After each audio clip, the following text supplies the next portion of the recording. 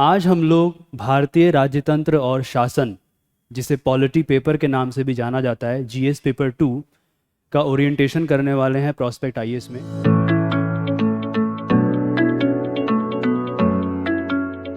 मेरा नाम आदित्य है। मैं यहाँ पर भारतीय राज्यतंत्र और शासन पढ़ाता हूँ, साथ ही साथ ऑप्शनल विषय पॉलिटिकल साइंस पढ़ाता हूँ। अपने बारे में यदि मैं 2 शब्दों में कहूँ तो मैं जेएनयू से शोधार्थी हूँ। मैं यूजीसी नेट जेआरएफ हूँ, यूजीसी डार्ट फेलो भी रहा हूँ, और फिलहाल मैं यहाँ पर एक फैकल्टी की तरह आप लोगों की तैयारी में जितना ज़्यादा हो सके अपनी तरफ से योगदान करने की कोशिश कर रहा हूँ। क्लास में हम लोग सीखते हैं, सिखाते हैं, एक साथ बढ़ते हैं। मुख्यतः आज का हमारा ओरिएंटेशन हिंदी माध्यम के उम्मीदवारों के लिए है, हिंदी माध्यम के प्रत्याशियों के लिए है। और आज हम लोग अपने इस ओरिएंटेशन में कुछ खास बिंदुओं से गुजरेंगे जो मुझे लगा एक ओरिएंटेशन के लिए ज़रूरी है। इसे आप एक ओरिएंटेशन कम क्लास की तरह भी समझ सकते हैं, क्योंकि इसमें हम लोग कुछ क्लास जैसा डिस्कस करेंगे। तो आज हम लोग पहली जो बात हम डिस्कस करने वाले हैं, पहला जिस विषय पे हम सोचने वाले हैं वह है कि जब एक हिंदी माध्यम का उम्मीदवार संघ लोक सेवा आयोग की परीक्षा में भाग लेने के बारे में सोचता है तो उसको किन मुख्य चुनौतियों का सामना करना पड़ता है।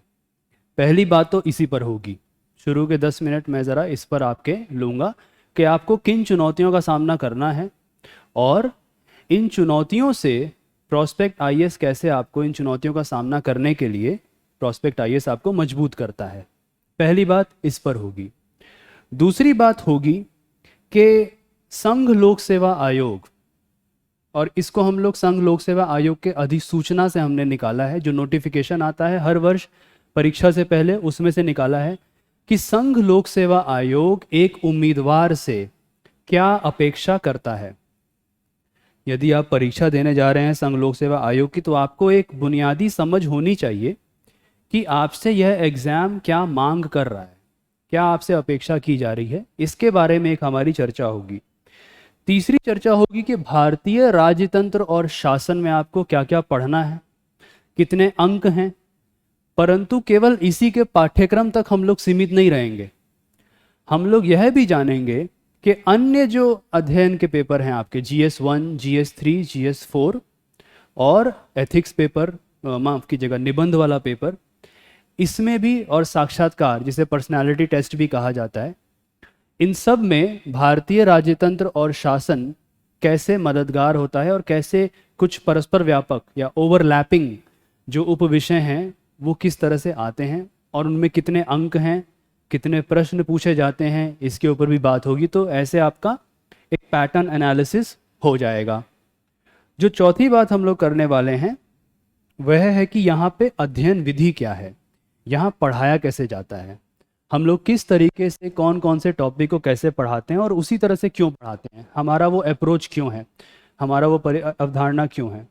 एक वाक्य में कहूँ तो यहाँ पर भारतीय राज्यतंत्र और शासन को राजनीति विज्ञान के परिप्रेक्ष्य से समझाया जाता है। अब आपके मन में ये प्रश्न ज़रूर उठेगा कि इसकी ज़रूरत क्या है, ऐसे क्यों पढ़ाया जा रहा है, आखिर क्या नौबत आन पड़ी। तो इसको हम लोग, या मैं यहाँ पर मुख्यतः आपको प्रश्नों के ज़रिए समझाने की कोशिश करूँगा कि हम क्यों राजनीति विज्ञान के परिप्रेक्ष्य से इस विषय को पढ़ाते हैं और कैसे आपके लिए एक बेहतर विकल्प है यदि आप संघ लोक सेवा आयोग की अपेक्षाओं पर खरा उतरना चाहते हैं। इससे हम गुजरेंगे और इसके बाद अध्ययन विधि को ही आगे बढ़ाते हुए, स्रोत के बारे में बात करते हुए, अंत में मैं आपको समाचार पत्र से खबरें जो होती हैं उनको कैसे पढ़ा जाता है, उसमें से किस प्रकार आपके मुख्य बिंदु निकलते हैं उत्तर लिखने लायक, इस पर भी बात करेंगे। और जब हम लोग अध्ययन विधि में क्वेश्चंस को डिस्कस कर रहे होंगे तो ना केवल हम लोग प्रारंभिक परीक्षा, जिसे प्रिलिमिनरी एग्जामिनेशन कहा जाता है अंग्रेजी में, ना केवल उसके बारे में बात करेंगे, बल्कि मैं आपको प्रधान परीक्षा में किस तरह से प्रश्न आते हैं और कैसे उसको समझना होता है और कैसे लिखना होता है, कैसा उत्तर लिखा जाता है, उसके बारे में भी बात करेंगे। तो एक तरह से आपको एक ओरिएंटेशन में ना केवल पाठ्यक्रम डिस्कस होगा, बल्कि साथ ही साथ 2 कॉन्सेप्ट कम से कम आपके आज डिस्कस ज़रूर होंगे। तो बहुत मज़ा आएगा, आप लोग साथ में जुड़े रहिएगा। तो हम लोग शुरू करते हैं। अब पहली बात जो हम करने जा रहे हैं वह है कि हिंदी माध्यम के उम्मीदवारों को किन किन चुनौतियों का सामना करना पड़ता है। अब देखिए, इन चुनौतियों को मैंने दो भाग में बांटा है। एक है सार्वजनिक, अर्थात जिसका सामना लगभग हर बच्चे को, हर उम्मीदवार को करना पड़ता है।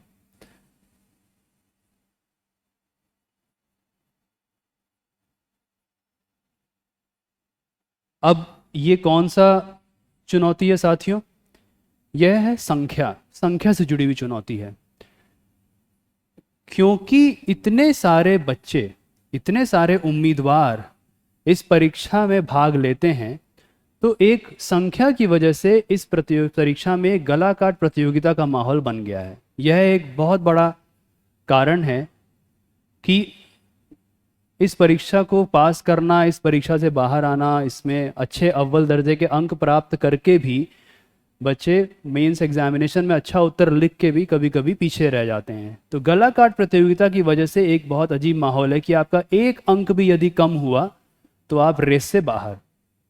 अब ये समस्या न केवल हिंदी माध्यम के बच्चों को इस समस्या, इस चुनौती का सामना करना होता है, बल्कि साथ ही साथ अंग्रेजी माध्यम के बच्चों को भी इसका सामना करना पड़ता है। परंतु इसको यदि हम छोड़ दें, संख्या को यदि हम छोड़ दें, इसके बाद जो चुनौतियां हैं वो मुख्यतः मेरी समझ में हिंदी माध्यम के उम्मीदवार को उसका ज़्यादा सामना करना पड़ता है।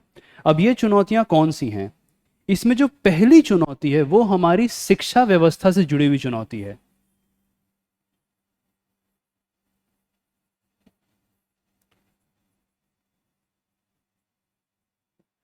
अब मेरा इसमें क्या कहना है, मैं यहां से आपको क्या बताना चाह रहा हूं।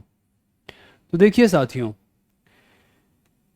खुद को बेवकूफ बनाने वाली बात होगी यदि हम इस पहलू को नजरअंदाज कर दें। भारत में स्कूली स्तर पर जो शिक्षा व्यवस्था है वो बहुत दुरुस्त नहीं है। उसमें कई तरह की कमियां हैं। कई जगह एनसीईआरटी से नहीं पढ़ाया जाता। जिन किताबों से आपको पढ़ने के लिए कहा जा रहा है उन किताबों को नहीं फॉलो करना है। मोस्ट इंपॉर्टेंट क्वेश्चन बता बता के बच्चों को पास किया जा रहा है। ना तो उस शिक्षा व्यवस्था की वजह से ना तो वो बच्चा बेहतर समझ बना पा रहा है जो इस परीक्षा के लिए ज़रूरी है, ना ही वह इस तरह से सोच पा रहा है कि मैं कैसे अपने कैरियर को आगे बढ़ाऊं। तो जो पृष्ठभूमि में जो ये मौजूद शिक्षा व्यवस्था की कमी है, जिसमें हिंदी माध्यम के लिए किताबें भी और कम हैं, यह एक बहुत बड़ी समस्या है जिससे आपको गुजरना होता है कि इसकी वजह से आपकी बौद्धिक क्षमता विकसित नहीं हो पाती। इसे हमें समझने की ज़रूरत है। दूसरा जो शायद केवल आप लोग फेस करते हैं और वो इससे ही निकलता है कि एक तरह से अंग्रेजीवाद का दमघोटू वातावरण है।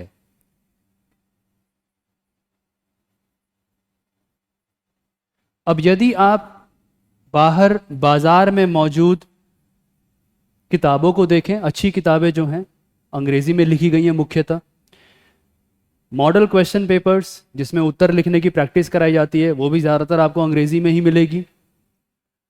कई लोग तो यह बात भी कहते हैं कि सिलेक्शन प्रोसेस में भी अंग्रेजी के बच्चे ज़्यादा अव्वल हो रहे हैं। तो एक अंग्रेजीवाद का दमघोटू वातावरण है। इस बात को भी नज़रअंदाज करना खुद को धोखा देने वाली बात होगी। तो एक और चुनौती है आपके सामने जिसका आपको सामना करना पड़ता है। परंतु इससे भी बहुत बड़ी चुनौती है जो केवल आप मुख्यतः फेस करते हैं, वह है कि जो सामग्री है आपके पास, इस सामग्री का जो स्तर है जो बाजार में मौजूद है बहुत ही निम्न दर्जे का है। यानी अगर आप उस सामग्री को पढ़ेंगे और उसके बुनियाद पर उत्तर लिखने के बारे में सोचेंगे तो बहुत मुश्किल है आपके लिए। मैं ऐसा क्यों कह रहा हूं, इसका मैं आपको तर्क दे देता हूं। ना तो इन सामग्रियों में शब्दावली पर जोर है, ना तो इनमें वर्तनी पर जोर है, बल्कि संघ लोक सेवा आयोग की माननीय परीक्षा के लिए जिस बौद्धिक क्षमता, जो बौद्धिक क्षमता आप में विकसित होनी चाहिए, उसको विकसित करने की इन सामग्रियों में कोई चेष्टा नहीं की गई है। यह एक बहुत बड़ी चुनौती है। ये सामग्रियां मुख्य रूप में सरल भाषा में भी, सरल में भी बहुत ही ज़्यादा सरलीकरण करके आपको लुभावने तरीके से बेच दी जाती हैं। और क्योंकि संख्या इतनी ज़्यादा है, ऑलरेडी एक शिक्षा व्यवस्था की कमी रही, अंग्रेजीवाद का वातावरण है, तो एक हिंदी माध्यम का बच्चा ज़्यादा से ज़्यादा सूचना और जानकारी से गुजर लेने की चाहत में इन सामग्रियों के इर्द गिर्द घूमता रहता है। यह एक तीसरी मुख्य समस्या है जो हिंदी माध्यम के उम्मीदवार को जिसकी इस चुनौती का सामना करना पड़ता है। तो आप जब इस परीक्षा में उतर रहे हैं तो इस पृष्ठभूमि का ध्यान रखिएगा। गलाघाट प्रतियोगिता है, पृष्ठभूमि में शिक्षा व्यवस्था की कमी का जो आपको नुकसान हुआ है वो भी करना है, अंग्रेजीवाद का एक वातावरण है, और सामग्री के नाम पर लालयित करने वाली लुभावनी सामग्रियां आपको दे दी गई हैं। अब इन तीनों समस्याओं से प्रोस्पेक्ट आईएएस आपको मदद करता है इन चुनौती का सामना करने में, तो यह ज़रूरी है। अब ज़रा बात करते हैं कि मैं किस बौद्धिक क्षमता की बात कर रहा हूँ। कौन सी बौद्धिक क्षमता, कैसी बौद्धिक क्षमता, क्या इस शब्द के मायने क्या हैं?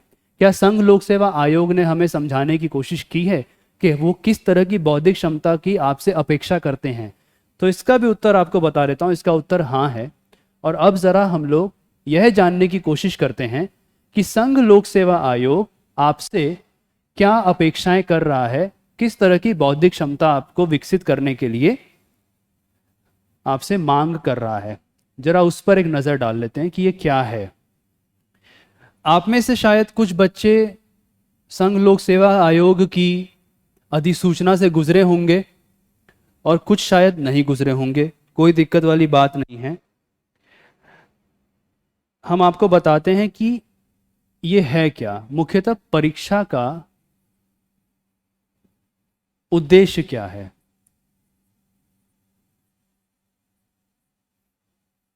कौन सी बौद्धिक क्षमता विकसित करने की बात की जा रही है।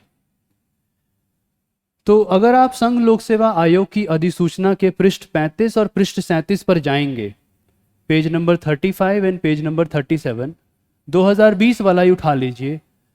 इन दो पन्नों को बहुत ध्यान से पढ़िएगा। जब भी आप पढ़ेंगे, इन दो पन्नों पर इस बौद्धिक क्षमता की बात की गई है, इसके बारे में वर्णन किया गया है और संघ लोक सेवा आयोग ने बहुत अच्छे से बताया है।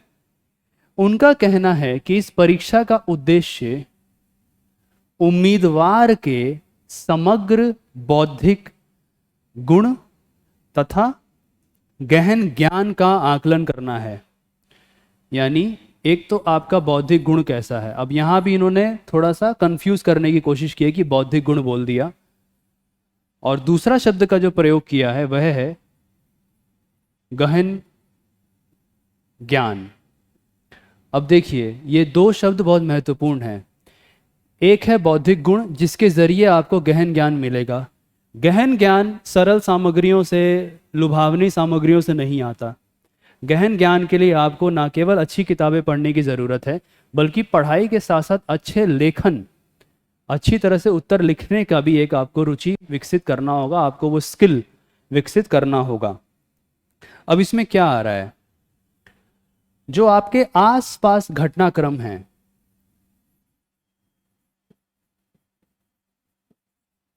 या यूं कह लीजिए सामाजिक लक्षण जो हैं,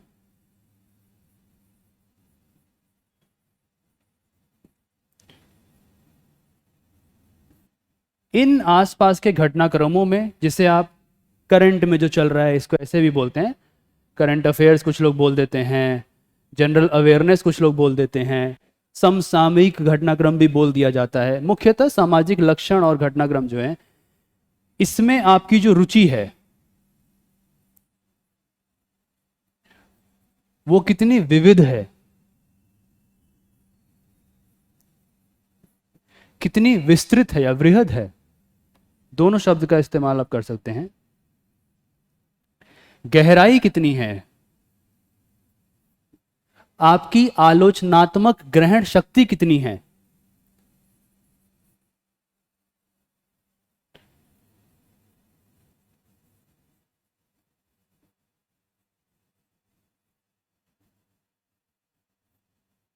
आप कितने जिज्ञासु हैं, यह सब इस बौद्धिक गुण में आता है। यदि मैं संघ लोक सेवा आयोग के बोल बोलूं तो वो कहते हैं कि सामाजिक लक्षण और घटनाक्रमों पर आपकी रुचि, विविधता, मानसिक सतर्कता, आलोचनात्मक ग्रहण शक्ति, तर्क करने की शक्ति, संतुलित निर्णय लेने की शक्ति,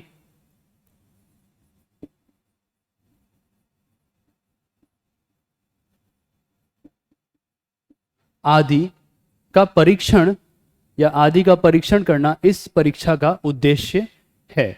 यह तो उन्होंने बता दिया। अब इसे वो कैसे बताते हैं? जो पहला स्किल या पहला आपको गुण विकसित करना है, उसे आप कह सकते हैं कि आपकी हर विषय पर एक आधारभूत समझ हो। जो पहला गुण आपको विकसित करना है इस परीक्षा को देते हुए, वह है कि आपकी हर विषय पर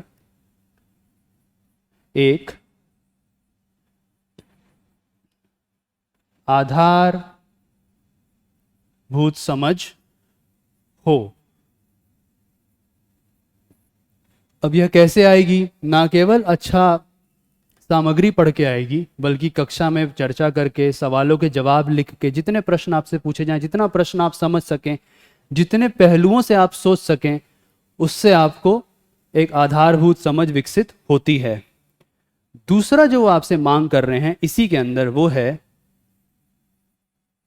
और ये पृष्ठ 37 पर आपको मिल जाएगा, 35 पर भी मिल जाएगा, तो आप चाहें तो जाके क्रॉस चेक कर सकते हैं कि यहाँ प्रोस्पेक्ट आईएएस में जिस तरह से हम जिन स्किल्स को बढ़ाने की बात कर रहे हैं, वो स्किल्स, उनके बारे में संघ लोक सेवा आयोग ने, जो आपकी परीक्षा लेगा, उसने इन 2 पन्नों पर विस्तृत रूप में आपके समक्ष रख दिया है।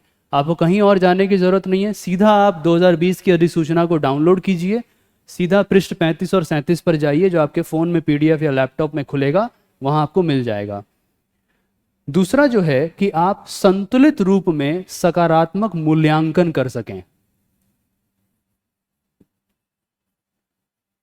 संतुलित सकारात्मक मूल्यांकन। अब इसका क्या अर्थ होता है, जरा इस पे भी 2 मिनट आप बात कर लीजिए कि संतुलित सकारात्मक मूल्यांकन होता क्या है। दरअसल संघ लोक सेवा आयोग का यह कहना है कि जितने भी सामाजिक लक्षण और घटनाक्रम हैं आपके आसपास जो हो रहे हैं, उनमें जो परस्पर विरोधी समझे जाने वाले मूल्य हैं, परस्पर विरोधी समझे जाने वाले जो मूल्य हैं, उनके बीच में आप संतुलन स्थापित कर सकें। मसलन मैं आपको बता देता हूं, पिछले ही हफ्ते की खबर है कि एक व्यक्ति थे जो कश्मीर से शायद गुजरात जा रहे थे, और उनको यूएपीए के अंदर उनको कारावास में डाल दिया गया, और बहुत वर्षों बाद उनकी रिहाई होती है और पता लगता है कि उनको बाइज्जत बरी किया जाता है। तो उस व्यक्ति के जीवन के बहुत सारे साल जेल में ही बीत गए, मुख्यतः जवानी के साल, जिसमें वो बाहर रह के काम कर सकता था, परिवार को संभाल सकता था। तो एक तरफ मानव अधिकार का विषय है, मानव अधिकार जिसे बोला जाता है, या आप उसे ह्यूमन राइट्स भी कहते हैं, कि एक व्यक्ति के मानव अधिकार, और अगर भारतीय संविधान की बात करें तो उसके मूल अधिकार, यानी जीवन का अधिकार मुख्यतः, और वो यदि आप उद्देशिका ले आएंगे तो गरिमापूर्ण जीवन, गरिमा का विषय पूरा आ जाएगा इसी के अंदर। इसका हनन हुआ, एक तरफ यह हो रहा है, यानी अधिकारों का हनन हो रहा है, नागरिक के अधिकारों का हनन हो रहा है। नागरिक के अधिकार हैं एक तरफ, अधिकार, स्वतंत्रता, समानता, जीवन का अधिकार। दूसरी तरफ जो दूसरा परस्पर विरोधी मूल्य इस विषय में आपको नजर आएगा, वो है राष्ट्र की सुरक्षा,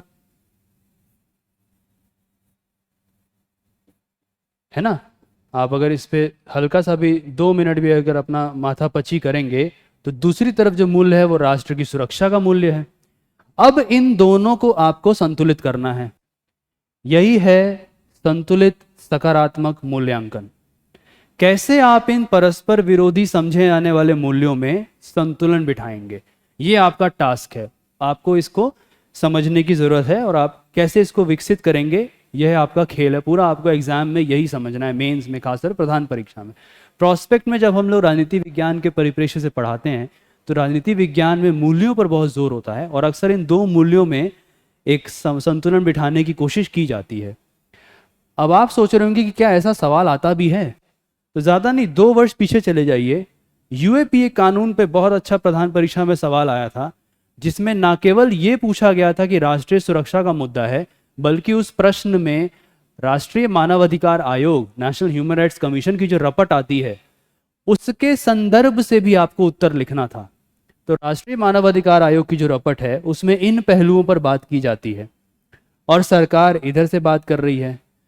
तो संघ लोक सेवा आयोग आपसे इस तरह की संतुलित सकारात्मक मूल्यांकन करने की क्षमता को विकसित करने की बात कर रहा है कि आपकी आलोचनात्मक ग्रहण शक्ति कितनी है, आपकी रुचि कितनी है किसी विषय में। क्या आप एक ही पहलू से सोच रहे हैं, क्या आप हर पहलू से नहीं सोच रहे हैं, आप कितना बेहतर रूप में एक निर्णय ले पा रहे हैं ऐसी परिस्थितियों में, और उसको उत्तर में कैसे सामने ला रहे हैं।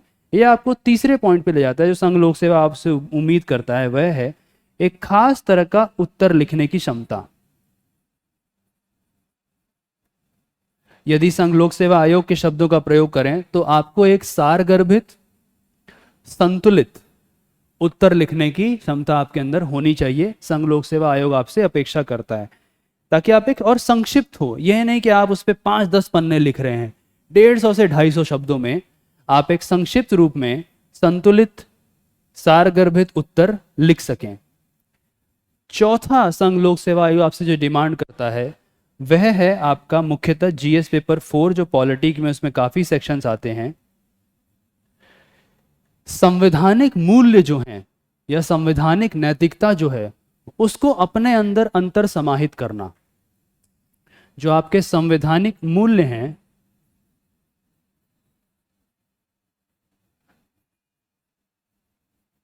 या नैतिकता है, उसको अपने अंदर अंतर समाहित करना, जिसे हम अंग्रेजी में इनकलकेट भी कहते हैं। इसका एक हिंदी का क्लिष्ट शब्द है अंतर्निविष्ट करना, बड़ा डिफिकल्ट शब्द है, तो अंतर समाहित हम लोग बोलते हैं। ये आपका इनकलकेट हो गया। ये चौथा अपेक्षा आपसे संघ लोक सेवा आयोग करता है कि जब एक उम्मीदवार उत्तर लिख के आ रहा है, उत्तर लिख दिया, तैयारी कर रहा है, तो उसके अंदर ये 4 गुण होने चाहिए। एक सिविल सर्वेंट बनने के लिए ये 4 गुण होने चाहिए। बल्कि आप अगर कभी संघ लोक सेवा आयोग के ऑफिस जाएंगे तो वहाँ पर एक बहुत बड़ा गेट है, गेट पे कुछ एक बना हुआ है, उस पर एक श्लोक भी है जिसमें शालीन या शीलम करके एक शब्द है, उस पर भी आप गौर कर सकते हैं। मैं गया हुआ हूँ, इस तर्क से आपसे कह रहा हूँ कि इस तरह से आपसे उम्मीद की जाती है। अब ये कौन से मूल्य हैं, कौन सी नैतिकता है?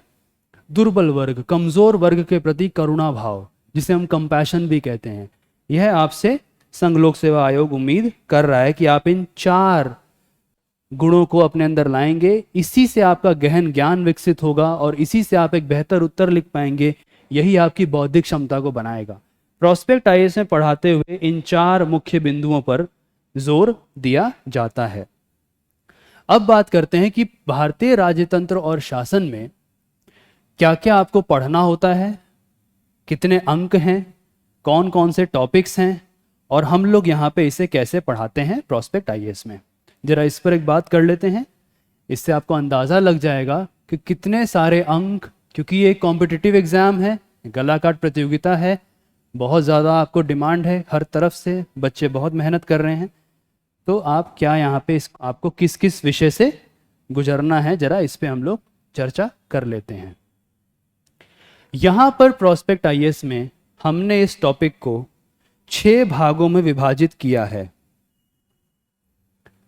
इसको हमने 6 भागों में विभाजित किया है और इन 6 भागों में विभाजित करने के पीछे तर्क ये है कि ये ऐसे थीम्स से डिवाइड किए गए हैं जिससे आपका पूरा का पूरा पेपर तैयार हो जाता है और किस पर ज़्यादा जोर देना है उसके बारे में बात हो जाती है। तो अंक की जरा कर लें तो भारतीय राजतंत्र और शासन में लगभग आपके 250 अंक तो प्रधान परीक्षा में ही हैं, मेंस जिसे कहते हैं आप, ठीक है। और यदि प्रारंभिक परीक्षा की बात करें, इस पर 6 भाग में आते हैं हम लोग। प्रारंभिक परीक्षा में जिसे प्रिलिमिनरी एग्जाम कहा जाता है, इस एग्जाम में औसतन प्रति वर्ष, मतलब औसतन एवरेज हम लोग बोल रहे हैं, 10 से 12 सवाल इस टॉपिक विषय से आते हैं। अब यहां आपको मैं एक और बात बता देता हूं। कभी कभी यदि आपकी भारतीय राजतंत्र और शासन की तैयारी बहुत अच्छी हुई, तो कभी कभी ये 10 से 12 की जगह लगभग 23 से 24 प्रश्न भी पूछ लिए जाते हैं। यानी अगर आप बहुत किस्मत वाले हुए और आपकी तैयारी इस पेपर की सबसे अच्छी हुई, तो 23 से 24 अंक के सवाल आपसे पूछ लिए जाएंगे, 23 से 24 सवाल, जिससे आपको एक बहुत बड़ा एडवांटेज मिल सकता है। तो 250 अंक तो आपके इस पूरे टॉपिक के ही हो गए, जिसपे हम अभी खोलेंगे उसको कि 6 भाग क्या हैं, प्लस 10 से 12 अंक और कभी कभी 23 से 24 सवाल आपके इसमें आ जाते हैं। बहुत दुखद रहा तो वो 5 तक चला जाता है, परंतु हम उस पर नहीं सोचेंगे, हम लोग सकारात्मक सोचेंगे। तो हम कहेंगे या तो 10 से 12 आएगा या 23 से 24 सवाल आएंगे। हम लोग इस पैटर्न को लेके चलेंगे। बाकी जो पेपर्स हैं, GS 1, 3, 4 और निबंध, इसमें भी काफ़ी सवाल आते हैं। इस पर मैं आऊँगा। पहले ज़रा ये 6 टॉपिक आपको बता देता हूँ, 6 भाग में जो विभाजित किया है, और फिर हम इस पे आते हैं। तो पूरे के पूरे अंकों की संख्या आपके पास एक तालिका यहाँ मौजूद होगी और आपका टॉपिक यहाँ मौजूद होगा। जो पहला टॉपिक हम लोग यहाँ पढ़ाते हैं, उसको हमने शीर्षक दिया है मुख्य रूप से संविधान, संविधानवाद,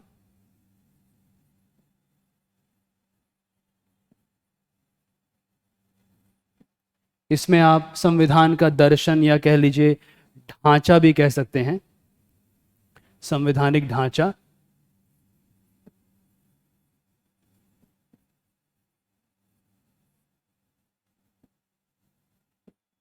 और संवैधानिक विकास।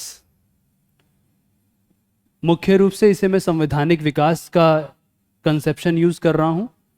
आप संविधान का विकास भी कह सकते हैं, परंतु संवैधानिक विकास कहने के पीछे एक तर्क है जो आजकल प्रश्नों में सामने आ रहा है। अब इसमें क्या क्या पढ़ा जाता है? बहुत बुनियादी प्रश्न, बहुत ही ज़रूरी प्रश्न, संविधान क्या होता है, उसका कार्य क्या है, उसके महत्व क्या क्या हैं, इनके बारे में बात होती है।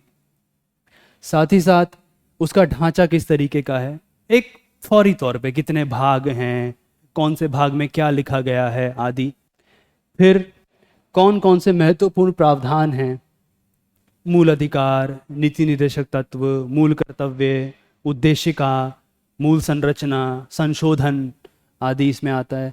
संवैधानिक विकास, इससे आपका मुख्य बात है कि औपनिवेशिक समय में कैसे पनपा हमारा भारतीय राज्यतंत्र। उत्तर औपनिवेशिक समय यानी जब हम आज़ाद हो गए उसके बाद कैसे पनपा है, जिसमें संविधान सभा और 1900 संविधान सभा फिर पहले चुनाव के बाद से अभी तक का जो दौर है, इसमें मुख्य रूप में सर्वोच्च न्यायालय के बहुत ही महत्वपूर्ण फैसलों के जरिए या कुछ खास संशोधनों के जरिए, कुछ खास बिल्स के जरिए और नागरिक समाज के अपने खुद चेष्टा किए हुए आंदोलनों के जरिए कैसे आपका संविधान विकास कर रहा है, विकसित हो रहा है, इसके बारे में एक बात की जाती है। जो पहला हमारा टॉपिक हम लोग यहाँ पढ़ाते हैं वो है संविधान, संविधानवाद। यह बहुत इंपॉर्टेंट टॉपिक है कि संविधानवाद क्या होता है, इसके बारे में खूब अच्छे से क्लास होती है। इस पर काफ़ी सवाल आते हैं, कभी कभी प्रिलिमिनरी एग्जाम में आ जाते हैं, कभी कभी मेंस में कई तरह के प्रश्न पूछ लिए जाते हैं, और इस सवाल से आपको निबंध का पेपर लिखने में बहुत मदद मिलेगी। संविधानवाद, संवैधानिक नैतिकता भी इसमें जुड़ जाता है, परंतु वो आगे और आप पढ़ेंगे। इसी के साथ साथ अगला जो टॉपिक हम लोग पढ़ाते हैं यहाँ पे, उसे आप मुख्य रूप से समझ लीजिए कि राजनीतिक प्रणाली, या जिसे हम पॉलिटिकल सिस्टम भी कहते हैं, राज्य की संस्थाएं, अन्य संगठन और इनका राज्यतंत्र और शासन में भाग, यानी राजनीतिक प्रणाली, पॉलिटिकल सिस्टम पूरा आपका, ये जो राज्य और केंद्र स्तर पर है उसके बारे में बात की जाती है। राज्य की संस्थाएं,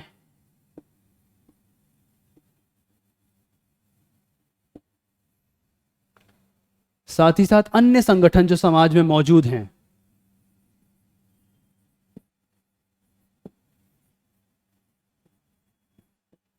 और इन सब का राज्यतंत्र और शासन में क्या भूमिका रहती है,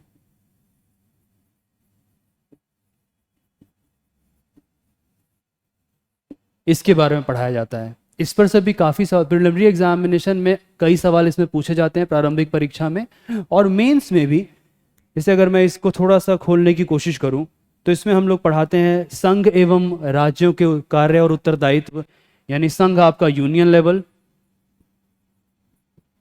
और राज्य स्तर पे आपकी राज्य की सरकारें, इनके कार्य क्या क्या हैं, इनके उत्तरदायित्व क्या क्या हैं। संघ और केंद्र और राज्य के स्तर पर कार्यपालिका, विधायिका, न्यायपालिका क्या स्ट्रक्चर है, ढांचा क्या है, उसके बारे में पूरी जानकारी आपको मिलेगी कि ढांचा किस तरह का है।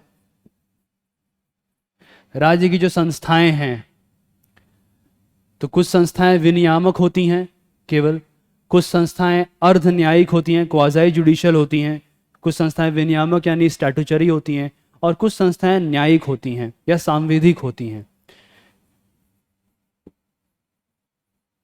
सांविधिक यानी आपकी जुडिशियल बॉडीज, विनियामक यानी आपकी स्टैट्यूटरी बॉडीज,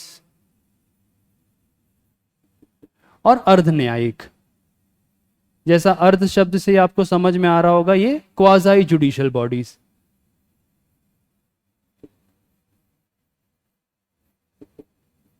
परंतु केवल यही नहीं होता है, शासन में विपक्ष की भूमिका,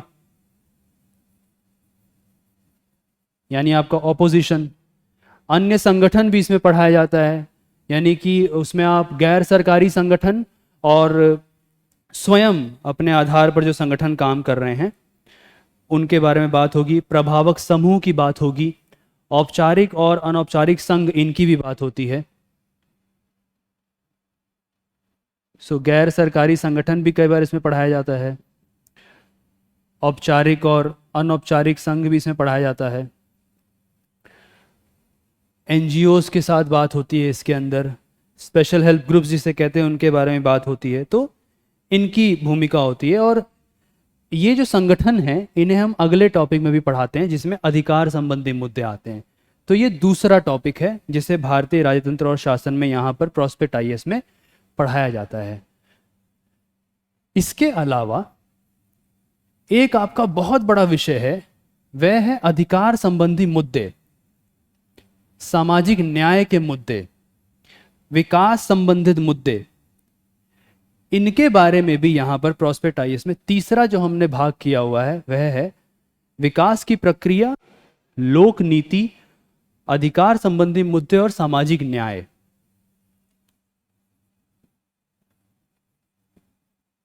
विकास की प्रक्रिया,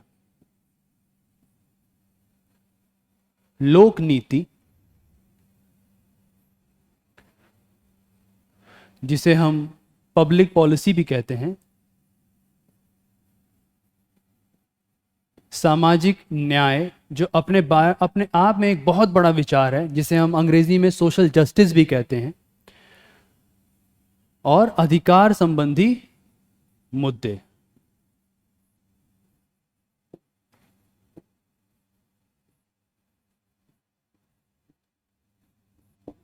कि आपके राइट्स क्या क्या हैं, राइट्स रिलेटेड कौन कौन से इश्यूज आ रहे हैं। अब देखिए, लोक नीति जहां शब्द आया, पब्लिक पॉलिसी, ये आप समझ लीजिए सीधा आपको करंट अफेयर्स पे जाना है। इस बीते वर्ष में सरकार कौन कौन सी नीतियां बना रही है, किस किस तरह की नीतियां बना रही है, इनसे आपको गुजरना है। तो इसमें समाचार पत्र आपका बहुत सहयोग करेंगे, या पत्रिकाएं जो होती हैं वो बहुत सहयोग करेंगी। यदि इस पर थोड़ी सी बात की जाए इस टॉपिक पे, तो लोक नीति क्या होती है, उसका उद्देश्य क्या होता है? यदि आप आज के घटनाक्रम को देखें, आज जो हम आसपास देख रहे हैं, कोविड के पैंडेमिक, इस आपदा में सरकार कई तरह की नीतियां बना रही है। इसमें एक बहुत अच्छी नीति आई है ऑर्फन बच्चों को लेकर, जो बच्चे अनाथ हुए हैं। तो यदि संघ लोक सेवा आयोग को आपसे प्रश्न पूछना होगा तो इस विषय पर प्रश्न बहुत अच्छे से आएगा अगले बरस। कौन है अनाथ, किसको गिना जा रहा है, उनके लिए नीति में क्या लिखा गया है? और इससे भी पहले एक बुनियादी प्रश्न, क्या जरूरत है, सरकार की ये जिम्मेदारी क्यों है कि वो इन अनाथ बच्चों की मदद करे? क्या संविधान में कहीं इसके बारे में लिखा गया है? यदि आप नीति निर्देशक तत्व पढ़ेंगे तो आपको मिलेगा कि एक अनुच्छेद है जिसमें इसके बारे में बात की जाती है। तो लोक नीति संबंधित ये आपका आता है, और क्योंकि संविधान में लिखा गया है तो अधिकार संबंधी मुद्दा भी ये बन जाता है। अभी हाल फिलहाल में कोर्ट ने एक जजमेंट दिया था, समाचार पत्र में आया था, कि हर किसी को केवल वेलफेयर के दम पे, सरकार का काम नहीं है कि केवल वेलफेयर करके ही आप लोगों के पेट भरते रहें, हर किसी को काम करने की ज़रूरत है। तो यहाँ पर भी देखिए, जो हमने पिछले बार डिस्कस किया कि परस्पर विरोधी मूल्य, एक तरफ अधिकार हैं और दूसरी तरफ उसी व्यक्ति का राष्ट्र के प्रति कर्तव्य है कि वो काम करे। एक तरफ अधिकार है उसको जीवन का, और जीवन भी केवल सामान्य अधिकार नहीं, अनुच्छेद 21 के हिसाब से चलेंगे अब आप तो गरिमामय जीवन, केवल पशु की तरह जीने का उसको अधिकार नहीं है। जीवन का अधिकार का मतलब है गरिमापूर्ण जीवन। एक तरफ उसको यह अधिकार मिला हुआ है, राज्य का ये कर्तव्य है, सरकार का कर्तव्य है कि हर व्यक्ति को, हर नागरिक को एक गरिमापूर्ण जीवन दे। परंतु उसी राष्ट्र में इस व्यक्ति का भी कर्तव्य है कि वो कार्य करे, यानी कि वो कार्य कर रहा है कि नहीं कर रहा है, कि केवल वेलफेयर पर चल रहा है। अब इन दो मूल्यों के बीच में आपको संतुलन बिठाना है। कैसे बिठाएंगे?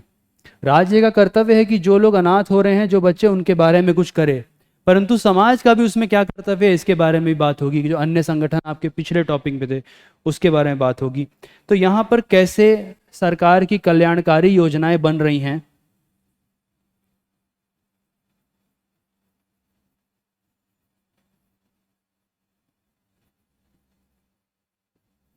मानव के विकास के लिए कौन कौन से कदम उठाए जा रहे हैं,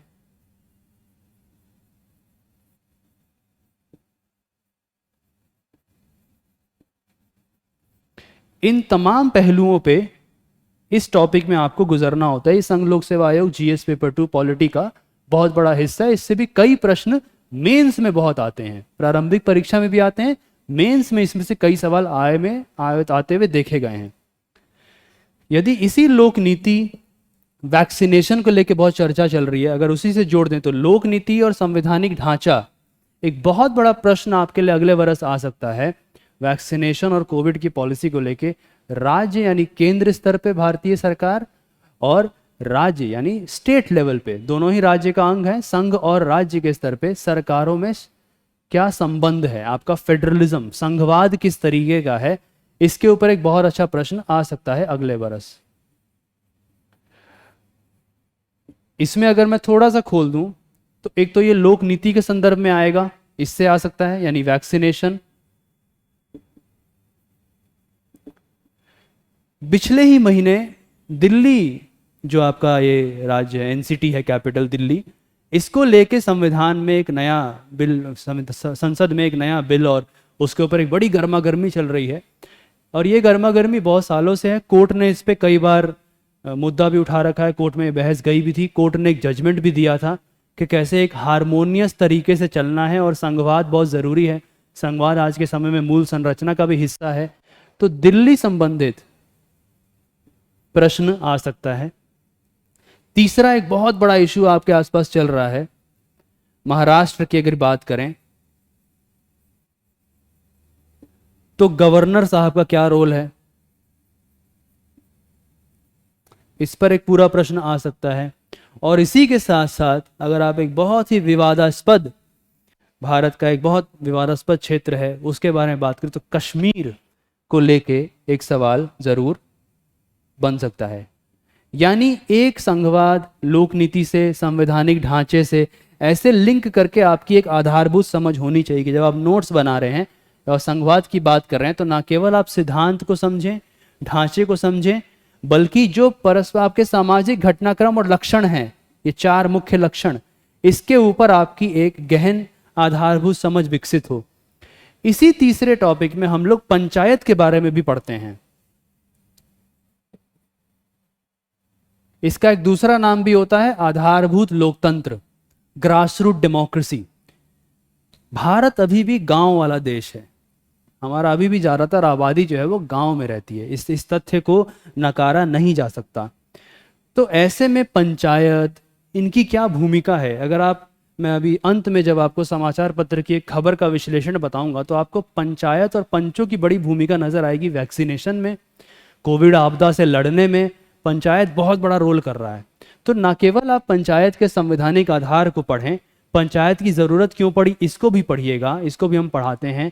कैसे rural administration, urban local administration काम करता है क्षेत्रीय स्तर पर, लोकल स्तर पर, बहुत ही सीमित छोटे स्तर पर, बल्कि सामाजिक लक्षण और आसपास जो समसामयिक घटनाक्रम हो रहे हैं उसमें इनकी भूमिका क्या है, इस तरह के प्रश्न आ जाते हैं।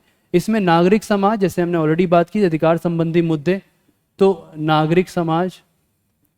अब यदि मैं फिर से यूएपीए की बात करूं, यूएपीए कानून की बहस जो चल रही है, नेशनल सिक्योरिटी और ह्यूमन राइट्स, 2 संबंधों में आपस में बहस है।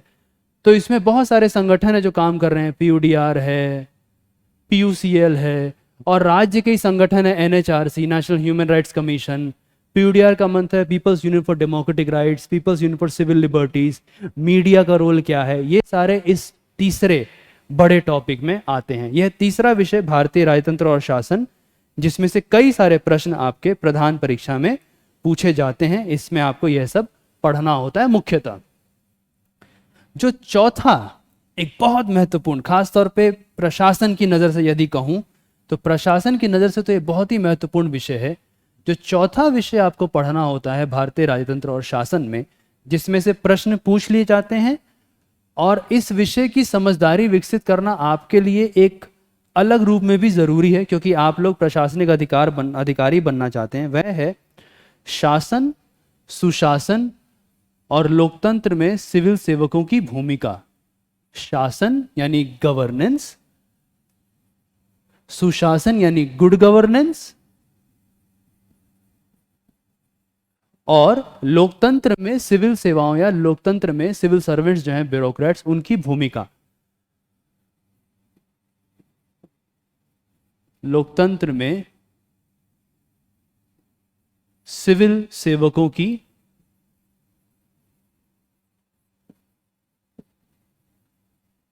भूमिका, इस पर भी प्रश्न आ जाते हैं, ना केवल जीएस पेपर 2 में बल्कि निबंध वाले पेपर में भी और जीएस पेपर 4 में भी।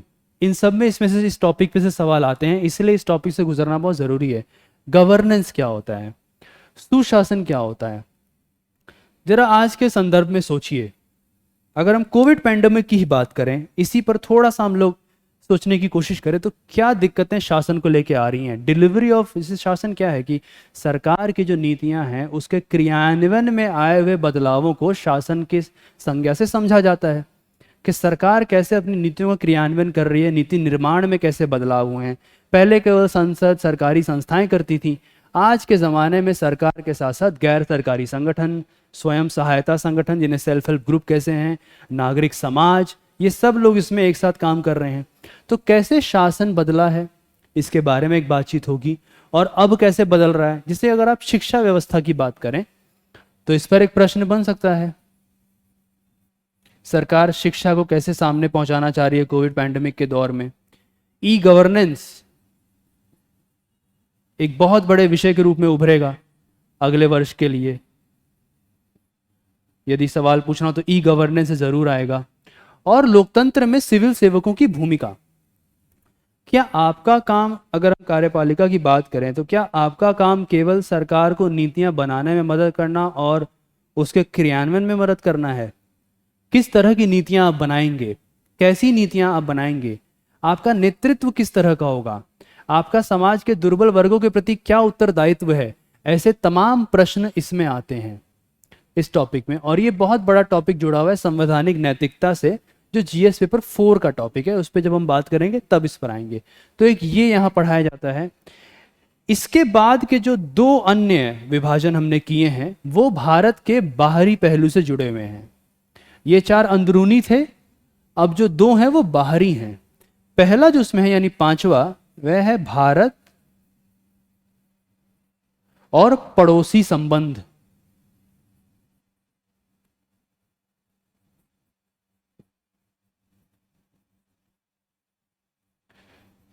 बहुत ज्यादा दूर जाने की जरूरत नहीं है। अफगानिस्तान में बड़ी तरह तरह की गतिविधियां आजकल चल रही हैं। सरकार वहां पे उधर के तालिबान समूह के साथ एक रस्साकशी में लगी हुई है। और कल आज आज और कल की ही खबर है कि राजदूत ने बोला है कि भारतीयों को वापस भेजा जाए। तो इस तरह के ज्वलंत मुद्दे, कुछ मुद्दे भारत की विदेश नीति से जुड़े हुए आएंगे, कैसी नीति रही है, नैम पंचशील उनका आज क्या प्रासंगिकता है, और कुछ पड़ोसियों से आजकल जो संबंध आजकल चल रहे हैं उसके बारे में बात होगी। नेपाल से एक बॉर्डर को लेकर डिस्प्यूट चले जा रहा है, उसके बारे में आपको ध्यान रखने की जरूरत है। यानी सामाजिक लक्षण और घटनाक्रम आसपास जो चल रहे हैं उससे संबंधित आपको इस विषय में पढ़ना है। करंट अफेयर से जुड़ा हुआ टॉपिक है, काफी प्रश्न इससे भी आते हैं। और जो छठा टॉपिक है वो है अंतरराष्ट्रीय स्तर पर जो आपके संगठन हैं। अब देखिए, अंतरराष्ट्रीय स्तर पर तो न जाने कितने सारे संगठन हैं, तो क्या आप सारे संगठन पढ़ेंगे? बिल्कुल भी नहीं। संघ लोक सेवा आयोग अपने पाठ्यक्रम का जो विवरण आपको दे रहा है उसमें स्पष्ट कर रहा है आपको केवल महत्वपूर्ण इंपॉर्टेंट अंतरराष्ट्रीय संगठनों को पढ़ने की जरूरत है।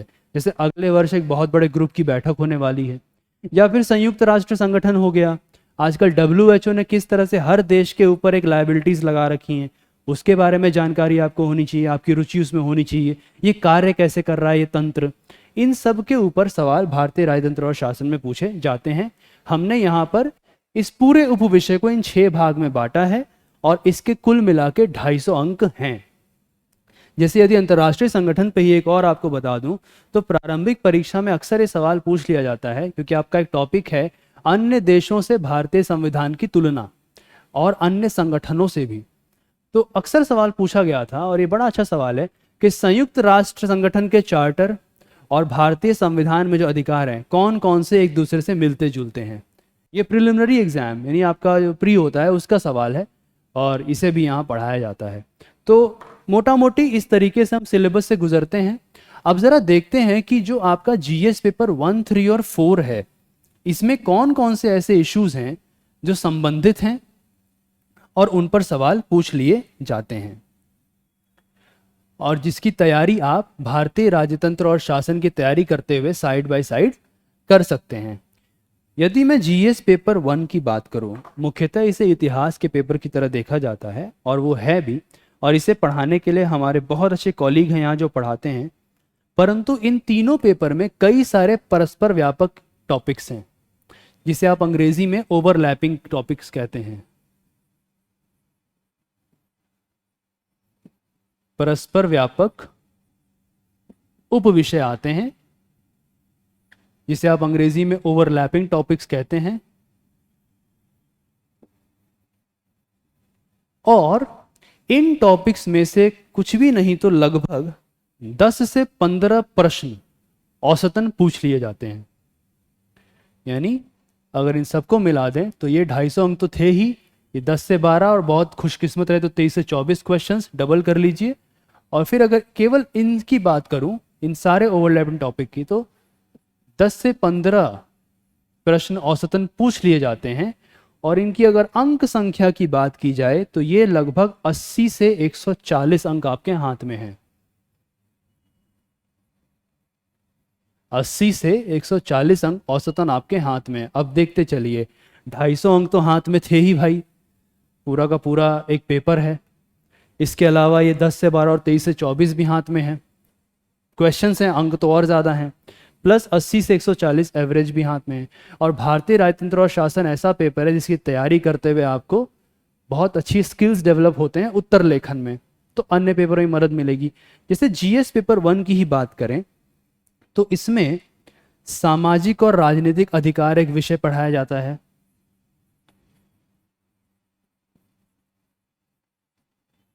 जीएस पेपर 1, सामान्य अध्ययन पेपर 1 जो है, सामाजिक राजनीतिक अधिकार पढ़ाया जाता है। जैसे ही अधिकार आया, ये भारतीय राजतंत्र और शासन में जुड़ गया। विकास के बारे में थोड़ा पढ़ाया जाता है। सामाजिक सशक्तिकरण के बारे में पढ़ाया जाता है, वो भी आपका एक विषय है।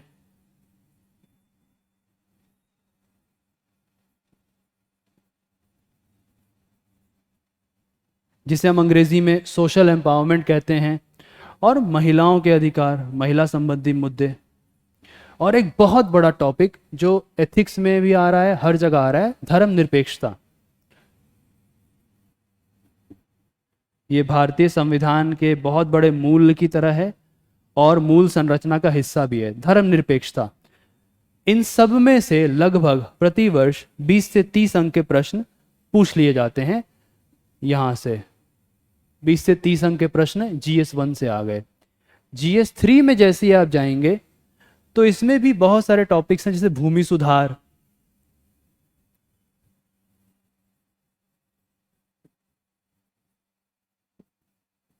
अतिवाद जिसे हम एक्सट्रीमिज्म भी कहते हैं, विकास संबंधी मुद्दे, गरीबी, भुखमरी। यदि इन दोनों टॉपिक को लूँ, मैं भूमि सुधार की बात करूँ, विकास की बात करूँ, गरीबी की बात करूँ, ये सामाजिक न्याय जो भारतीय राजतंत्र और शासन का बहुत बड़ा टॉपिक है, उसके उपविषय की तरह भी देखे जाते हैं। तो ऐसे विषयों पर भी, ये विधि का शासन से भी जुड़े हुए हैं, संवैधानिक नैतिकता से भी जुड़े हुए हैं, इस पर भी आपके 20 से 30 अंक बनते हैं। यदि आप एथिक्स पेपर 4 पे आ जाएं और निबंध पे आएं, तो इसमें जो बहुत बड़ा टॉपिक आपके लिए आता है वह है संविधान और वैधानिक नैतिकता, जो एक बहुत बड़ा टॉपिक है। उसको आज हम लोग थोड़ा सा डिस्कस भी करेंगे। संविधान और वैधानिक नैतिकता, इसे कई जगह संविधान की नैतिकता की तरह भी बोल दिया जाता है। जीएस पेपर 4 में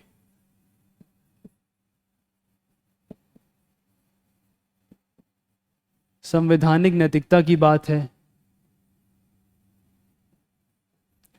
पारदर्शिता की बात है, जवाबदेही की बात है एक सिविल सर्वेंट की, निष्पक्षता का पूरा इशू है, मूल्य है,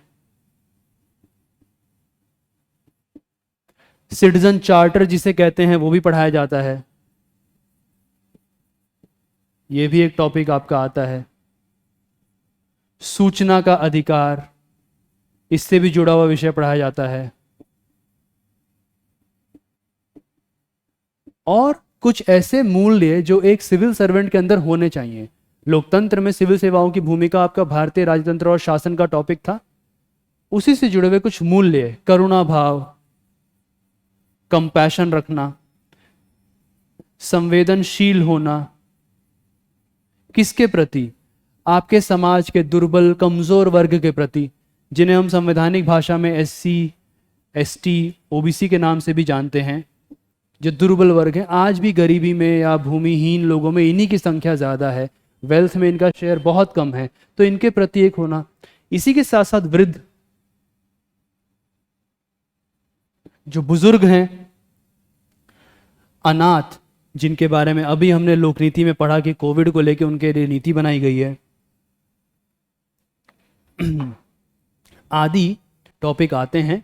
और लगभग 40 से 80 अंक यहां भी आपके हाथ में हैं।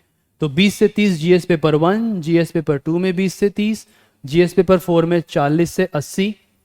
और जब आप निबंध वाले टॉपिक पे आएंगे तो वहां पर भी संवैधानिक नैतिकता या दक्षिण एशिया में जो देश हैं उनके मुख्य मुद्दे, हमारे समाज, भारतीय समाज का एक बहुत महत्वपूर्ण पहलू बहुलतावाद, जिसे आप अंग्रेजी में प्लूरलिज्म भी कहते हैं,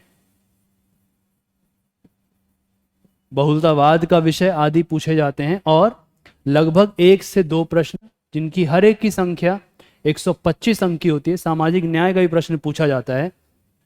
तो 125 अंक लगभग आपके हाथ में यहां भी हैं, कभी कभी ये डबल भी हो जाते हैं। तो कुल मिला के भारतीय राजतंत्र और शासन में यदि मैं केवल अंकों की बात करूं पाठ्यक्रम के साथ, तो 250 अंक तो आपके यही बन गए, प्लस ये डबल कर लीजिए, 10 से 12, 20 से 24 कर लीजिए, 20 से 30 कर लीजिए। मिनिमम औसतन की बात कर रहा हूं, इससे ज़्यादा भी हो सकता है। 20 से 30 अंक जीएस पेपर 1, 20 से 30 अंक जीएस पेपर 3, 40 से 80 अंक जीएस पेपर 4 और लगभग 125 अंक कम से कम निबंध के पेपर में आपसे पूछे जाते हैं, और ये सारे के सारे भारतीय राजतंत्र और शासन के दायरे में आते हैं।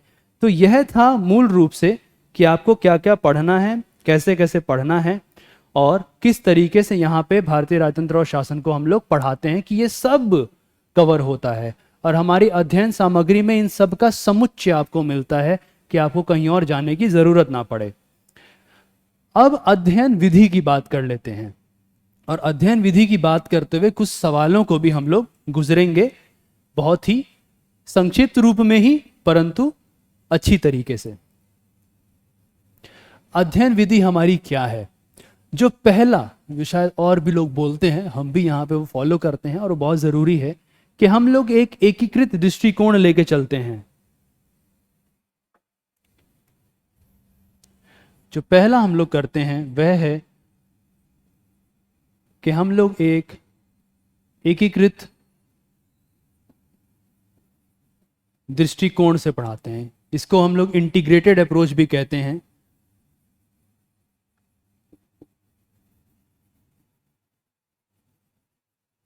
अब देखिए, यदि आप ये सोच रहे हैं कि प्री की तैयारी पहले करेंगे, मेंस की तैयारी बाद में करेंगे, तो ये बहुत ही गलत अप्रोच है।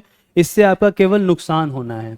बल्कि यहां पर हम लोग प्री और मेंस, प्रारंभिक परीक्षा और प्रधान परीक्षा, कई जगह इसको मुख्य परीक्षा भी बोल दिया जाता है। संघ लोक सेवा आयोग प्रधान परीक्षा टर्म यूज करता है, हम उसी को यूज करेंगे। इन दोनों की तैयारी एक साथ कराई जाती है।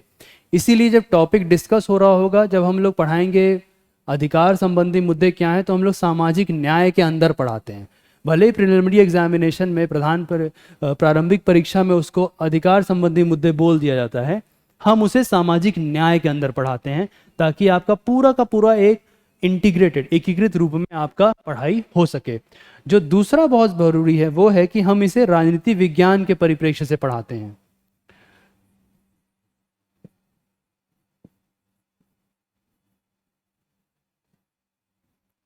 अब ऐसा हम लोग क्यों करते हैं, इसका मैं तर्क आपको अभी दूंगा। जरा इस परिप्रेक्ष्य को समझ लेते हैं। राजनीति विज्ञान में मैं पिछले 11 वर्षों से इस सब्जेक्ट का अध्ययन कर रहा हूँ। राजनीति विज्ञान को पढ़ाते हुए जो बहुत बड़ा फोकस होता है वो मूल्यों पर होता है, और संघ लोक सेवा आयोग आपसे इन परस्पर विरोधी समझे जाने वाले मूल्यों के बीच में संतुलन बिठाने की अपेक्षा कर रहा है कि आप कर सकेंगे। तो पहला होता है कि कोई भी घटनाक्रम, कोई भी सामाजिक लक्षण आपके आमने सामने घट रहा है, अखबार में, समाचार पत्र में, जो भी सामाजिक लक्षण घट रहे हैं, उसमें कौन कौन से मूल्य आपस में विरोध में हैं,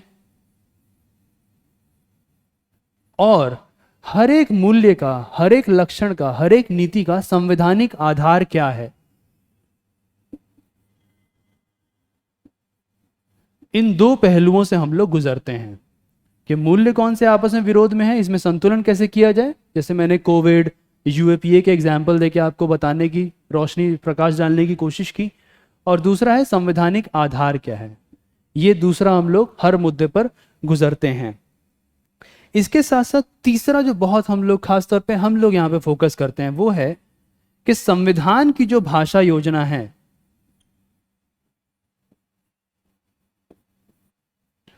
उस पर हम लोग बहुत जोर देते हैं। हम लोग संविधान में किस भाषा के रूप में लिखा गया, बड़ा ही डिफिकल्ट है संविधान को पढ़ना, तो उसे पढ़ाते हुए हम लोग मदद करते हैं अपने स्टूडेंट्स की, कि संविधान की जो भाषा योजना है उसके आधार बनाकर, उसे आधार बनाकर यहाँ पे संविधान को या किसी भी विषय को या किसी भी घटनाक्रम को समझाने की कोशिश की जाती है।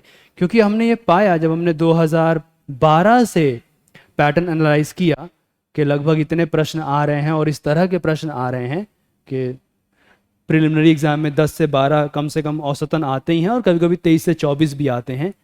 तो हमने ये पाया कि संविधान की भाषा योजना से उठा के प्रश्न पूछ लिए जा रहे हैं। मसलन यदि मैं आपको एक उदाहरण दे दूं, तो एक प्रश्न आया था बड़ा ही अच्छा कि निम्नलिखित में से कौन से भारत में शासन के लिए मूलभूत हैं, fundamental in the governance of the country. इसकी सीधा संविधान की भाषा है। ऐसे ही अस्पृश्यता पे अभी मैं जाऊंगा, वो सवाल भी आ रखा है सीधा संविधान की भाषा से कि मूल कर्तव्य क्या है, निम्नलिखित में कौन कौन से मूल कर्तव्य हैं। संविधान की भाषा का प्रयोग किया और वो प्रश्न आपके सामने रख दिया। यह हमारे सामने इस तरह के प्रश्न आते हैं, इसीलिए हमने संविधान की भाषा योजना पर एक जोर दिया है। परंतु प्रश्न ये उठता है कि यहाँ पर राजनीति विज्ञान बार बार हम लोग क्यों कर रहे हैं, हम क्यों इतना मूल्यों पर जोर दे रहे हैं। ठीक है, मान लिया संघ लोक सेवा आयोग ने अपनी अधिसूचना में डाल दिया कि हाँ जी मूल्य और इस तरह का आपको आना चाहिए, आपके अंदर ये क्षमता होनी चाहिए, आधारभूत समझ होनी चाहिए। ये मान लीजिए संघ लोक सेवा आयोग ने आपको बता दिया, परंतु क्या संघ लोक सेवा आयोग वाकई ऐसे प्रश्न पूछ रहा है? क्या इस तरह का हो रहा है? क्या बदला है कि राजनीति विज्ञान के एक मेथड को, एक तरीके को अपनाना पड़ रहा है यहाँ पे पढ़ाते हुए? इसके ऊपर मैं आपसे कहना चाहूँगा कि ये प्रश्न आपका बिल्कुल वाजिब है और इसके पीछे 3 कारण हैं। पहला जो आप अभी तक समझ चुके होंगे, जब मैंने सिलेबस डिस्कस किया तो उसको 6 थीम्स में बांट दिया था। आपके पाठ्यक्रम में आए हुए बदलावों की वजह से हमें ये अवधारणा और इस परिप्रेक्ष्य को लेना पड़ रहा है। जो पहला कारण है इसके पीछे वो है कि पाठ्यक्रम बदल चुका है। 2014 मुख्यतः के बाद से पाठ्यक्रम बहुत अच्छे से बदला है और इस कारण जो दूसरे पे जाते हैं कि प्रश्न या यूं कह लीजिए संघ लोक सेवा आयोग की परीक्षा, जो तथ्य जो होते हैं, तथ्य के दायरे में क्या क्या आता है ये बदल चुका है। पहले आपके सीधे तथ्य आया करते थे, उसे हम श्रेणी में डालते हैं पारंपरिक तथ्य।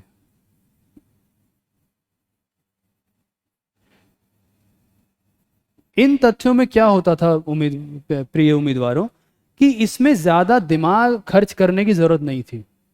हमने एक किताब पढ़ी, वो टॉपिक उठाया, उसको अच्छे से पढ़ा और ये पारंपरिक तथ्य वाला सवाल हमने हल कर लिया और हमारे नंबर बन गए।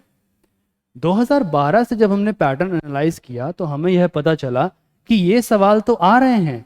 मैं ये नहीं कह रहा हूं कि इन सवालों की महत्व या इन सवालों का महत्व खत्म हो गया है। संविधान की भाषा योजना से उठा के प्रश्न आ रहे हैं, सीधे भी पारंपरिक तथ्य आ रहे हैं, इसमें कोई दो राय नहीं है कि अनुच्छेद 368 में क्या क्या आता है, कौन कौन तरीके से संशोधन हो सकता है, ऐसे प्रश्न जरूर आ रहे हैं। लेकिन साथ ही साथ कुछ तथ्य बदल चुके हैं। एक तथ्य तो आपका आ चुका है समसामयिक घटनाक्रम वाला तथ्य।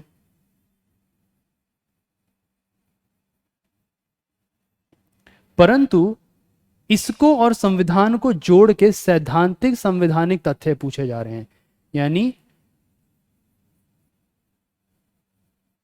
सैद्धांतिक संवैधानिक तथ्य।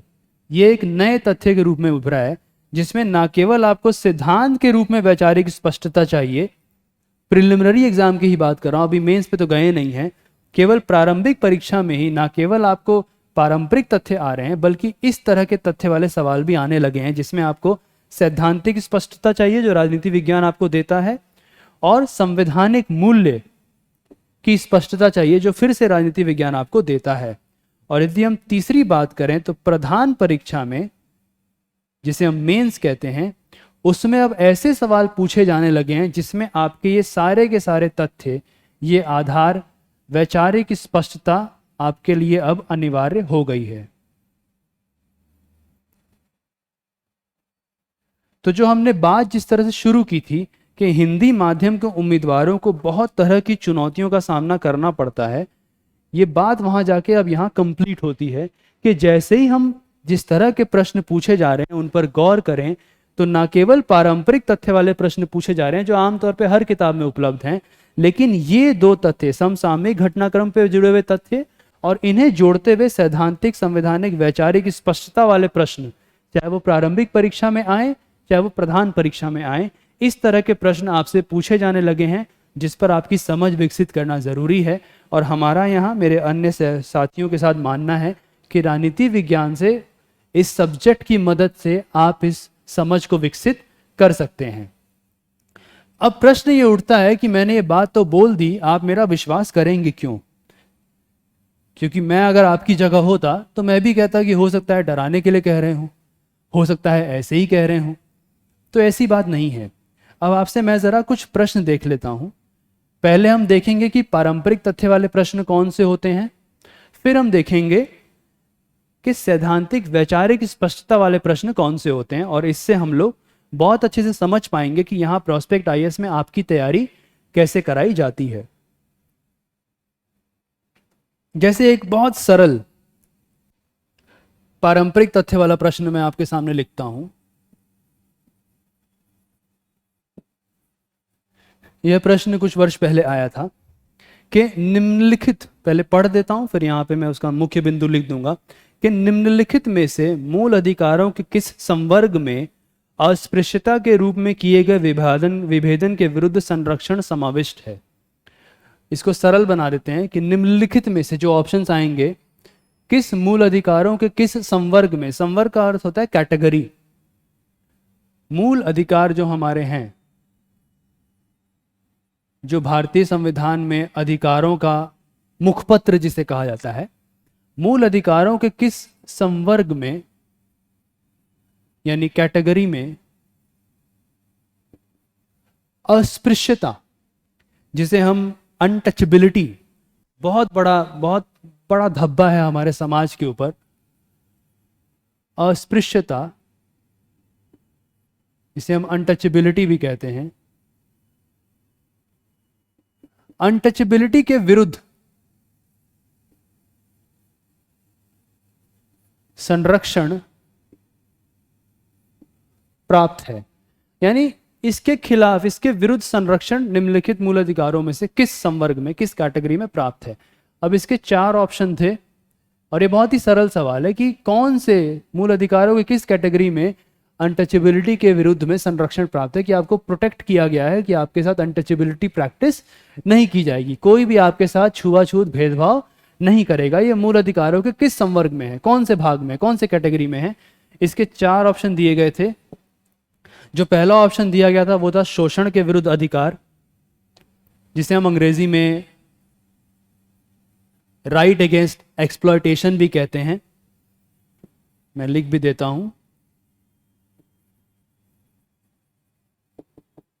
ठीक है। ये पहला ऑप्शन था। कई सारे बच्चे ये गलती कर देते हैं, क्योंकि अनटचेबिलिटी में शोषण है तो वो इसको सही कराते हैं। ये गलती आप मत कीजिएगा। दूसरा था स्वतंत्रता का अधिकार,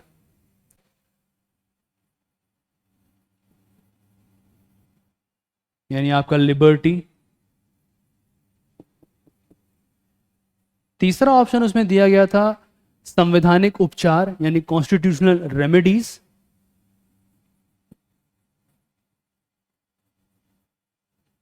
संवैधानिक उपचार। और चौथा ऑप्शन आपको दिया गया था समता का अधिकार, इक्वालिटी।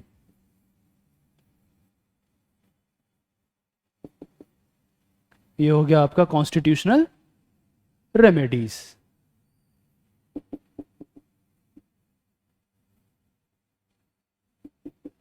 तो ये एक सरल प्रश्न था। इसका सीधा उत्तर ये है, जिस किसी ने भी संविधान को, पारंपरिक तथ्य से जुड़ी हुई किताबों को पढ़ा होगा तो उसे ये प्रश्न करने में कोई दिक्कत नहीं होगी। अगर उसमें कंफ्यूजन होगा, जाहिर सी बात है, तो अलग बात है, परंतु ये बहुत सरल प्रश्न है। हम लोग यहाँ पर एक और चीज करते हैं, हम सोचते हैं कि क्या पता ये सवाल पलट के मेंस में आ जाए कि अस्पृश्यता के विरुद्ध संरक्षण को समता में ही क्यों डाला गया। अगर ये प्रश्न पूछ लिया तो आप उत्तर कैसे करेंगे। इस पहलू से भी प्रोस्पेक्ट आईएएस में पढ़ाया जाता है कि आपका बौद्धिक क्षमता विकसित हो। पारंपरिक तथ्य से जुड़ा हुआ एक और बहुत ही सरल प्रश्न का उदाहरण मैं आपको दे देता हूं, फिर हम लोग आगे बढ़ेंगे। जो मैं नए तथ्य वाले सवालों की बात कर रहा हूं, जो पुराने पैटर्न से अलग सवाल आ रहे हैं, जिसके लिए बौद्धिक क्षमता, वैचारिक स्पष्टता आपके पास होनी बहुत जरूरी है। प्रारंभिक परीक्षा में, प्रिलिमिनरी एग्जामिनेशन में ही सवाल था कि भारत के संविधान में कल्याणकारी राज्य, जिसे अंग्रेजी में वेलफेयर स्टेट भी कहा जाता है, कल्याणकारी राज्य का आदर्श, इसका आइडियल किसमें प्रतिष्ठापित है। ठीक है, कौन से भारत के संविधान में कहाँ मिलता है? इसके भी इन्होंने 4 ऑप्शन दिए। आपको पहला ऑप्शन दिया उद्देशिका, जिसे हम प्रियम्बल कहते हैं, या उसे आप प्रस्तावना भी कह सकते हैं। उद्देशिका, जिसे हम प्रियम्बल कहते हैं। जो दूसरा इन्होंने आपको विकल्प दिया वह था राज्य की नीति निदेशक तत्व।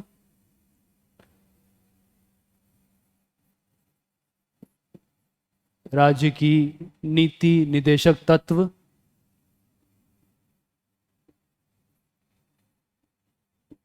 तीसरा इन्होंने आपको विकल्प दिया, क्योंकि ये बहुविकल्पीय प्रश्न पत्र होता है प्रारंभिक परीक्षा का, वह था आपका मूल अधिकार। और चौथा इन्होंने बताया आपका 7वीं अनुसूची। बहुत सरल प्रश्न है, कल्याणकारी राज्य, सीधा आंसर आएगा राज्य के नीति निर्देशक तत्व।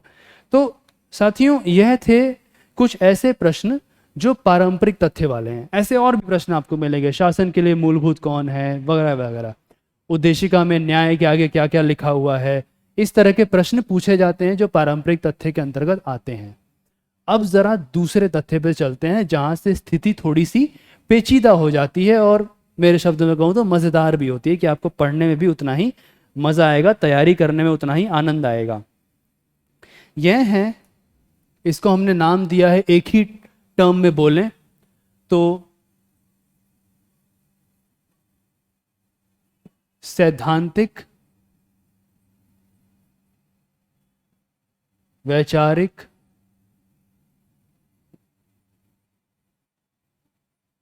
संवैधानिक तथ्य। कि ये कॉन्सेप्चुअल भी हैं, प्रिंसिपल भी हैं, मॉरल प्रिंसिपल वैल्यू बेस्ड हैं, और कॉन्स्टिट्यूशनल भी हैं।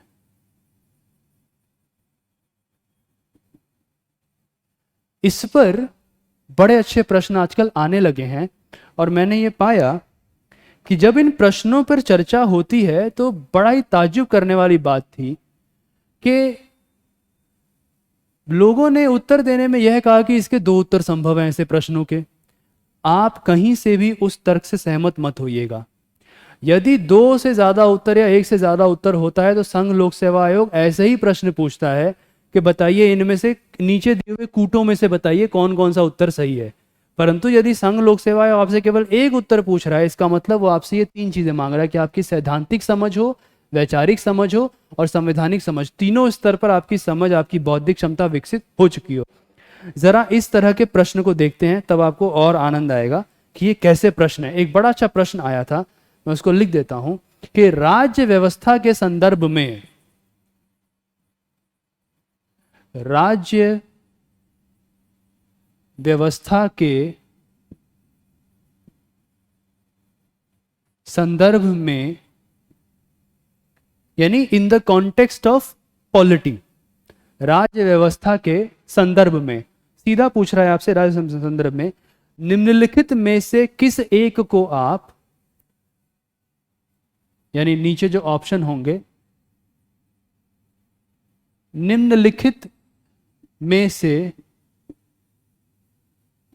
किस एक को आप, यानी आप जो प्रत्याशी हैं जो उस एग्जाम को पढ़ रहा है, कि राज्य व्यवस्था के संदर्भ में निम्नलिखित में से किस एक को आप स्वतंत्रता का सर्वाधिक उपयुक्त व्याख्या के रूप में स्वीकार करेंगे। किस एक को आप स्वतंत्रता, यानी आ गया लिबर्टी का अधिकार, स्वतंत्रता के सर्वाधिक, यानी मोस्ट एप्रोप्रिएट, अंग्रेजी में भी लिख देते हैं मोस्ट एप्रोप्रिएट, सर्वाधिक व्याख्या के रूप में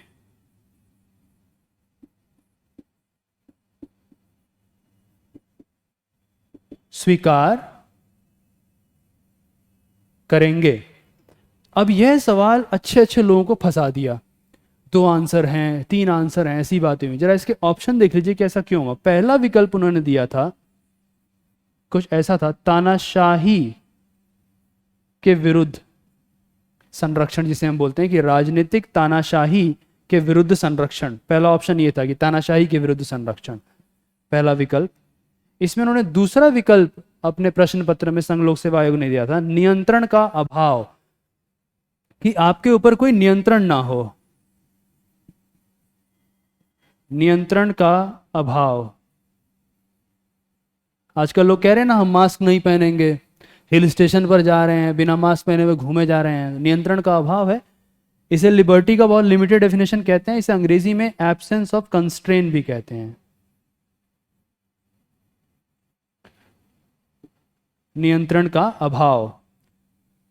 तीसरा ऑप्शन उन्होंने दिया था, इच्छा अनुसार कुछ भी करने की आजादी।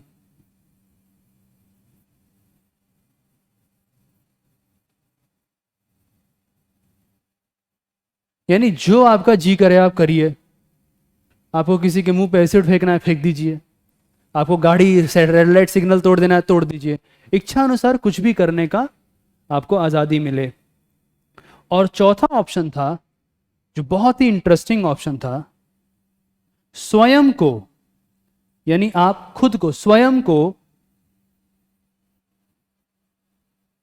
पूर्णतः विकसित करने का अधिकार। स्वयं को पूर्णतः विकसित करने का अधिकार। अब इस प्रश्न पर अच्छे अच्छे लोग गड़बड़ा गए, क्योंकि ये बहुत ही कॉम्प्लिकेटेड सवाल नहीं है, ये आपसे स्पष्टता मांग रहा है। राजनीति विज्ञान में स्वतंत्रता को एक विचार की तरफ पढ़ाया जाता है, और जब हमने यहाँ प्रोस्पेक्ट में ये सवाल पूछा, हमने इसको बहुत अच्छे से हमारे स्टूडेंट्स ने हैंडल किया था, क्योंकि उनको पढ़ाते हुए हमने राजनीति विज्ञान में कैसे स्वतंत्रता को अन्य अन्य विचारकों ने समझाने की कोशिश की है, इस बारे में पूरी जानकारी दी थी। इस सवाल को उत्तर करने के दो तरीके हैं, या तो मैं आपको राजनीति विज्ञान के उस चिंतक का नाम बता दूं, जॉन स्टुअर्ट मिल, जिन्होंने स्पष्ट रूप से कहा है कि स्वतंत्रता का अर्थ है स्वयं को पूर्णतः विकसित करना। और इसका एक और तरीका है उत्तर देने का। हुआ क्या, बहुत सारे लोगों ने कहा इसका उत्तर नंबर 2 भी हो सकता है, नंबर 4 भी हो सकता है। बिल्कुल भी ऐसा सोचने की जरूरत नहीं है। नियंत्रण का अभाव सबसे सर्वाधिक नहीं होता है, बल्कि सबसे संकुचित अर्थ होता है। आप ध्यान दीजिए, राज्य व्यवस्था के संदर्भ में संघ लोक सेवा आयोग आपसे पूछ रहा है, निम्नलिखित में से किस एक को आप स्वतंत्रता के सर्वाधिक, वो आपसे संकुचित उत्तर नहीं मांग रहा है कि सब स्वतंत्रता के सबसे संकुचित व्याख्या के रूप में स्वीकार करेंगे। यदि संकुचित लिखा होता तो आप चले जाते ऑप्शन 2 के साथ, नियंत्रण का अभाव, परंतु ऐसा नहीं है, ये गलत हो गया आपका उत्तर। सर्वाधिक जैसे ही बात करते हैं आप, स्वयं को पूर्णतः विकसित करने की बात करते हैं। इसी पर मैं आपको एक कॉन्सेप्ट बता देता हूं, जिसे आप राज व्यवस्था कहते हैं, या आप अंग्रेजी में उसको पॉलिटी कहते हैं।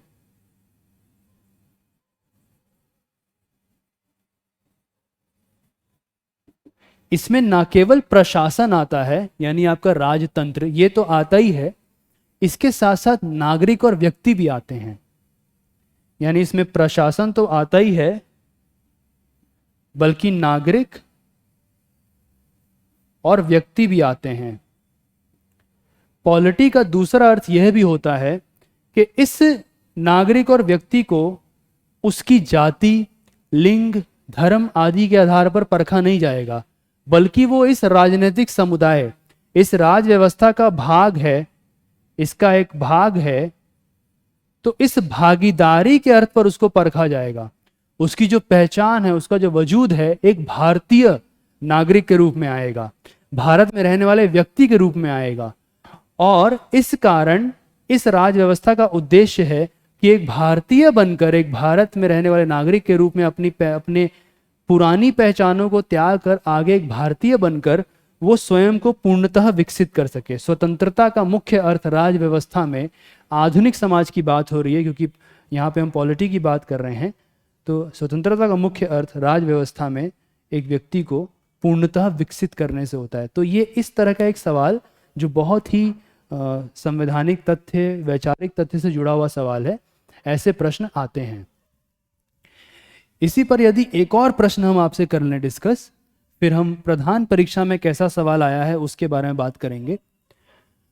तो यदि एक और प्रश्न देखा जाए तो वो विधि या अधिकार से जुड़े हुए प्रश्न ही हैं, और अक्सर इन प्रश्नों को घुमा फिरा के या किसी दूसरे संदर्भ में लाकर पूछ लिया जा रहा है।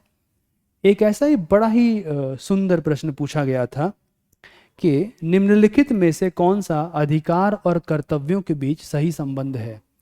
प्रश्न था अधिकार यानी आपके राइट्स और कर्तव्य यानी आपकी ड्यूटीज, आपके ऑब्लिगेशंस, इनके बीच में सही संबंध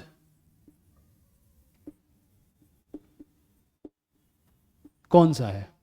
ये एक प्रश्न था। ये आपको सीधा प्रश्न है जिसे आप केवल फौरी जानकारी के दम पर नहीं हल कर सकते। इसके आपको 4 ऑप्शन थे कि अधिकार कर्तव्यों के साथ सह संबंधित हैं।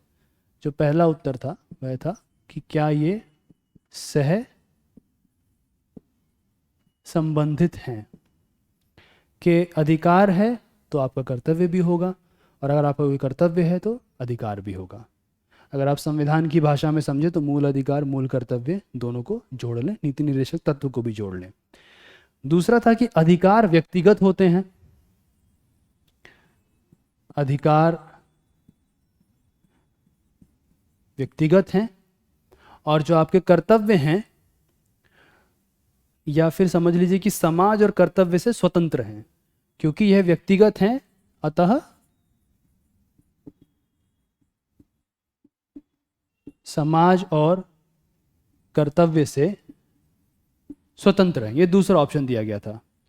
तीसरा ऑप्शन दिया गया था साथियों, वह था कि नागरिक के व्यक्तित्व के विकास के लिए अधिकार न कि कर्तव्य महत्वपूर्ण है, कि यदि नागरिक का विकास करना है तो उसके लिए अधिकार महत्वपूर्ण है ना कि कर्तव्य। कर्तव्य महत्वपूर्ण नहीं है। और चौथा ऑप्शन था कि राज्य के स्थायित्व के लिए, ये बहुत ही डेंजरस ऑप्शन था, राज्य के स्थायित्व के लिए कर्तव्य न कि अधिकार महत्वपूर्ण है, कि यदि राज्य को स्थायित्व प्रदान करना है तो उसके लिए कर्तव्य महत्वपूर्ण है ना कि अधिकार। ये बहुत ही कॉन्सेप्चुअल, बहुत ही वैचारिक प्रश्न है। ये आपका राजनीति विज्ञान में एक टॉपिक होता है पॉलिटिकल ऑब्लिगेशन।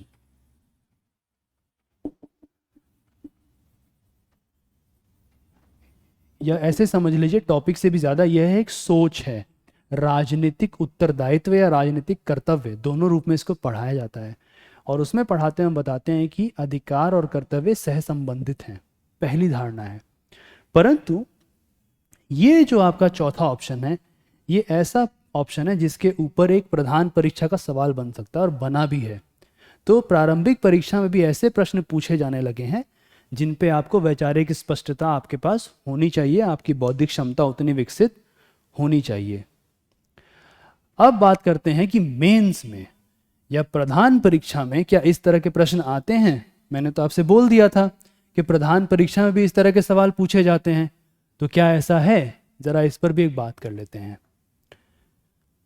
1 से 2 प्रश्न डिस्कस करेंगे, इसी से आपका टॉपिक भी डिस्कस हो जाएगा। तो बड़ा अच्छा प्रश्न था। ऐसे ही और भी प्रश्न है कि विधि और स्वाधीनता का क्या संबंध है। इसके भी 4 ऑप्शंस आपको दिए और आपको उस पर एड्रेस करना है कि विधि और स्वाधीनता के बीच में क्या संबंध है। यदि उस प्रश्न को मैं यहाँ पे पढ़ दूं तो उसमें ऑप्शन था कि जहाँ विधियाँ अधिक होती हैं वहाँ स्वाधीनता कम होती है, विधि नहीं है तो स्वाधीनता भी नहीं है। इस तरह के ऑप्शंस थे। इसका सही उत्तर होगा कि विधि नहीं है तो स्वाधीनता भी नहीं है। और यह जो टॉपिक है ये थॉमस हॉब्स एक बहुत बड़े विचारक थे, उनके विचारधारा उनके कृति से निकल के आ रहा है सीधा प्रश्न। तो आपके प्रारंभिक परीक्षा में ऐसे बुनियादी सवाल कि विधि और स्वाधीनता के बीच क्या संबंध है, ऐसे प्रश्न भी आपसे पूछ लिए जा रहे हैं। अब एक बड़ा महत्वपूर्ण टॉपिक है जिसके ऊपर बात होती है, या फिर अधिकार और राज्य के बीच में क्या संबंध है। तो एक मेंस का सवाल देखते हैं। मेंस का सवाल कुछ इस तरह से था कि भारतीय धर्मनिरपेक्षता के भारत के संविधान के उपागम से फ्रांस क्या सीख सकता है। यानी भारतीय संविधान में जो धर्मनिरपेक्षता का पूरा उपागम है,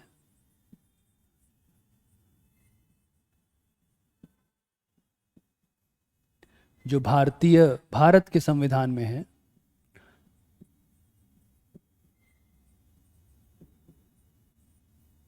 इससे फ्रांस क्या सीख सकता है? फ्रांस क्या सीख सकता है? हिंदी में जब मैंने प्रश्न पढ़ा तो लिखा था कि धर्मनिरपेक्षता के भारत के संविधान के उपागम से फ्रांस क्या सीख सकता है। तो यदि केवल आप हिंदी के ही प्रश्न पर जोर करेंगे तो आप थोड़ा फंस जाएंगे। जैसे ही मैं अंग्रेजी का प्रश्न पढ़ूंगा और आपको अंतर बताऊंगा कि उत्तर इसमें कैसे अलग लिखना था, तो आपको समझ में आएगा कि कैसे संघ लोक सेवा आयोग आपसे एक अलग तरह की बौद्धिक क्षमता की बात कर रहा है। अब इसी सवाल को अंग्रेजी में पढ़ते हैं। अंग्रेजी में था, What can France learn from the Indian Constitution's approach to secularism? तो भारत के संविधान के नीचे लिख दीजिए Indian constitutions approach to secularism. सवाल वही है, लेकिन असली खेल इन दो शब्दों में है। यहाँ जब हमने सेकुलरवाद पढ़ाया तो इसको बहुत ध्यान से पढ़ाया था, इस क्वेश्चन को समझाते हुए। इंडियन शब्द का प्रयोग हो रहा है। अगर आप बुनियादी अंग्रेजी भी जानते हैं, इंडियन का तुरंत अर्थ होगा भारतीय। होगा कि नहीं होगा? बिल्कुल होगा। कॉन्स्टिट्यूशन का भारतीय संविधान के। अब यदि मैं आपसे कहूं 2 मिनट सोचने के लिए कि भारत के संविधान, इंडियाज कॉन्स्टिट्यूशन या इंडिया का कॉन्स्टिट्यूशन, और भारतीय संविधान इंडियन कॉन्स्टिट्यूशन में क्या अंतर हो सकता है, पूरा का पूरा उत्तर इसी सवाल पर टिका है। तो केवल हिंदी का ही प्रश्न पढ़ के कभी कभी आप घबरा सकते हैं, आपको पूरा सवाल समझ ना आए, तो हम लोग यहाँ पे अंग्रेजी में भी बताते हैं कि कैसे सवाल अलग अलग है। जैसे ही यहाँ पे इंडियन आ गया, वो विशेष रूप में भारत में किस तरीके से सेकुलरवाद के प्रश्न को भारतीय संदर्भ के हिसाब से सुलझाने की कोशिश की गई, इसके बारे में बात कर रहे हैं। क्योंकि जो आपका कॉन्स्टिट्यूशन होता है, जब हम संविधान पढ़ाते हैं उसमें बहुत ज़रूरी बात पढ़ाते हैं कि संविधान किसी भी समाज को कहाँ ले जाना है या कौन सा उसका गंतव्य है, उस दृष्टि से एक पहचान प्रदान करता है। यानी संविधान आपके राष्ट्रीय पहचान की एक बहुत बड़ा दस्तावेज होता है, स्टेटमेंट ऑफ नेशनल आइडेंटिटी, राष्ट्रीय पहचान का दस्तावेज होता है। और संविधान इसी तरीके से संदर्भ के मुताबिक किसी भी समस्या का निवारण करता है। तो इस उत्तर को या इस टॉपिक को, इस प्रश्न को इस लेंस से आपको उत्तर लिखने की ज़रूरत है मेंस में। अगर आप सेकुलरवाद पे थोड़ा सा, अगर हम लोग टॉपिक डिस्कस कर लें कि सेकुलरवाद है क्या, तो उसी से आपको समझ में आ जाएगा कि यहाँ पे एक विशिष्ट रूप में भारतीय संविधान ने सेकुलरवाद के प्रश्नों को हल किया। फ्रांस में मुख्यतः एक बहुत बड़ा अलगाव है, भारत में भी है परंतु एक अलग रूप से है। तो सेकुलरवाद दरअसल एक तरह से कह लीजिए इहलौकिकता का सिद्धांत है, संस्थानों के इहलौकिकता का सिद्धांत है। एक होता है आपका परलोक, इसे आप देवलोक भी कह लीजिए या देवी लोक कह लीजिए, जो आपका मन करे। पहले की धारणा यह थी कि जितने भी राजनीतिक संस्थान हैं उनको इस परलोक की छाया में बनना चाहिए ना। राजा के पास दैवीय अधिकार है कि वो राजा है, हम भगवान की मर्जी से काम कर रहे हैं। सेकुलरीकरण की प्रक्रिया ने इसी के बीच में हस्तक्षेप किया कि हमारी जो राजनीतिक संस्थानें हैं उन्हें किसी परलोक, किसी देवलोक से ज़रूरत नहीं है। इस लोक में, यही लोक में कैसे इन संस्थानों को कार्य करना चाहिए, उसका एक आधुनिक आधार होना चाहिए। इसीलिए जब हम सेकुलरवाद पढ़ाते हैं तो उसे बोलते हैं कि राज्य और धर्म के बीच में क्या संबंध होगा, ये सेकुलरवाद तय करता है। सेपरेशन कर रहा है, अलगाव कर रहा है, लेकिन कैसा संबंध होगा, कैसा अलगाव होगा, कैसा पार्थक्य होगा, ये जगह के हिसाब से निर्भर करता है। एक तरीका है कि आप केवल जिस तरह से पश्चिम में रहा वही अपना लीजिए, और दूसरा तरीका है कि अपने संदर्भ आधारित आप इस चीज़ को बदलिए।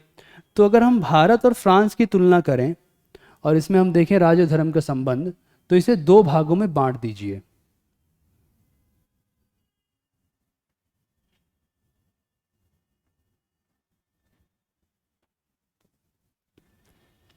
राज्य और धर्म के संबंध को दो भाग में बांट दीजिए।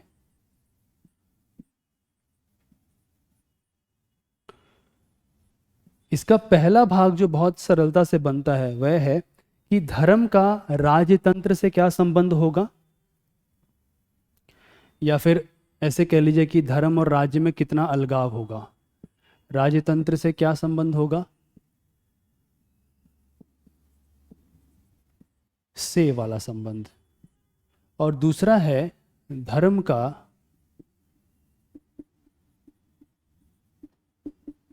राजतंत्र में क्या स्थान है।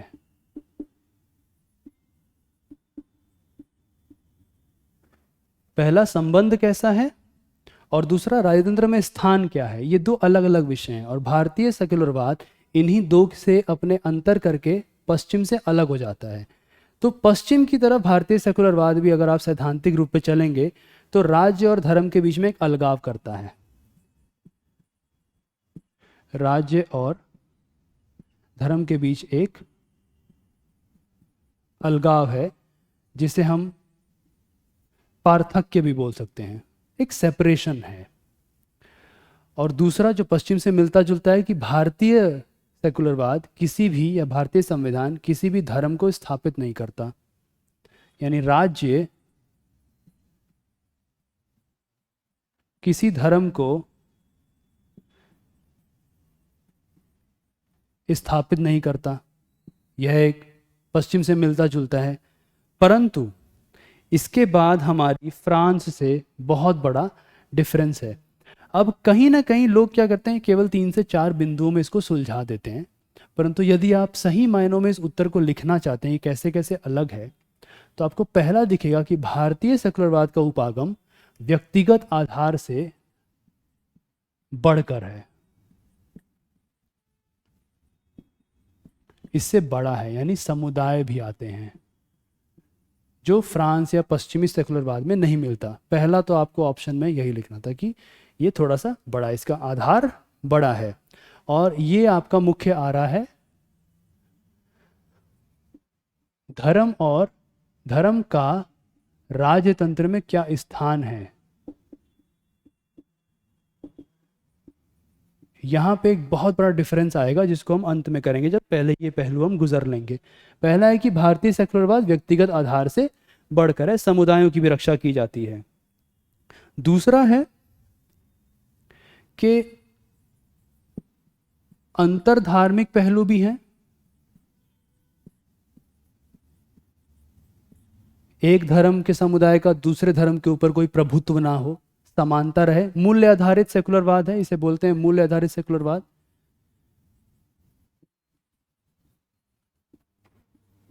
मूल्य आधारित हमारा धर्मनिरपेक्षता है, परंतु अतः धार्मिक पहलू भी है। यानी भारतीय सेकुलरवाद इस बात को सुनिश्चित करता है कि किसी एक धार्मिक समुदाय के भीतर यदि कोई एक ग्रुप है, कोई समूह है जो अपना प्रभुत्व विकसित कर रहा है, वैसा भी ना हो। इसलिए इसमें अतः धार्मिक रूप में भी समानता की बात है और स्वतंत्रता की बात है, ना केवल अंतरधार्मिक यानी धर्म एक दो धर्म के बीच में, बल्कि अतः धार्मिक भी। एक धर्म के अंदर भी कोई समुदाय, कोई समूह, फिर चाहे वो ऊंची जात के लोग जिन्हें वो नीची जात समझते हैं, उनके ऊपर अपना प्रभुत्व विकसित कर रहे हों, जिसके खिलाफ डॉक्टर बाबा साहब अम्बेडकर ने बहुत बड़ी लड़ाई लड़ी, छुआछूत जिसको धर्म का आचरण दे दिया गया था, या फिर पुरुष महिलाओं को दबा रहे हों, आप सब जानते हैं सबरीमाला मंदिर में क्या हुआ। तो यह विषय अभी टूटा नहीं है, अनुच्छेद 21 से जोड़ के ये पहलू इसमें आता है। जो तीसरा है कि जो सेपरेशन है या जो अलगाव है वो बड़ा ही सैद्धांतिक है, इसी से निकलता है कि जो अलगाव है वो बड़ा सैद्धांतिक है, बहुत ही प्रिंसिपल्ड है। स्ट्रिक्ट सेपरेशन नहीं है, बल्कि एक उसूल के ऊपर ये सेपरेशन को बनाया गया है, जिसमें धार्मिक रूप में न्यूट्रलिटी जरूर है लेकिन तटस्थता नहीं है। यानी भारतीय सेकुलरवाद धर्म को लेकर निष्पक्ष है परंतु तटस्थ, इंडिफरेंट नहीं है। इसी से आपको फ्रांस से अलग करके चौथा आता है कि हमारे यहां पे आवश्यक प्रथा का एक सिद्धांत है।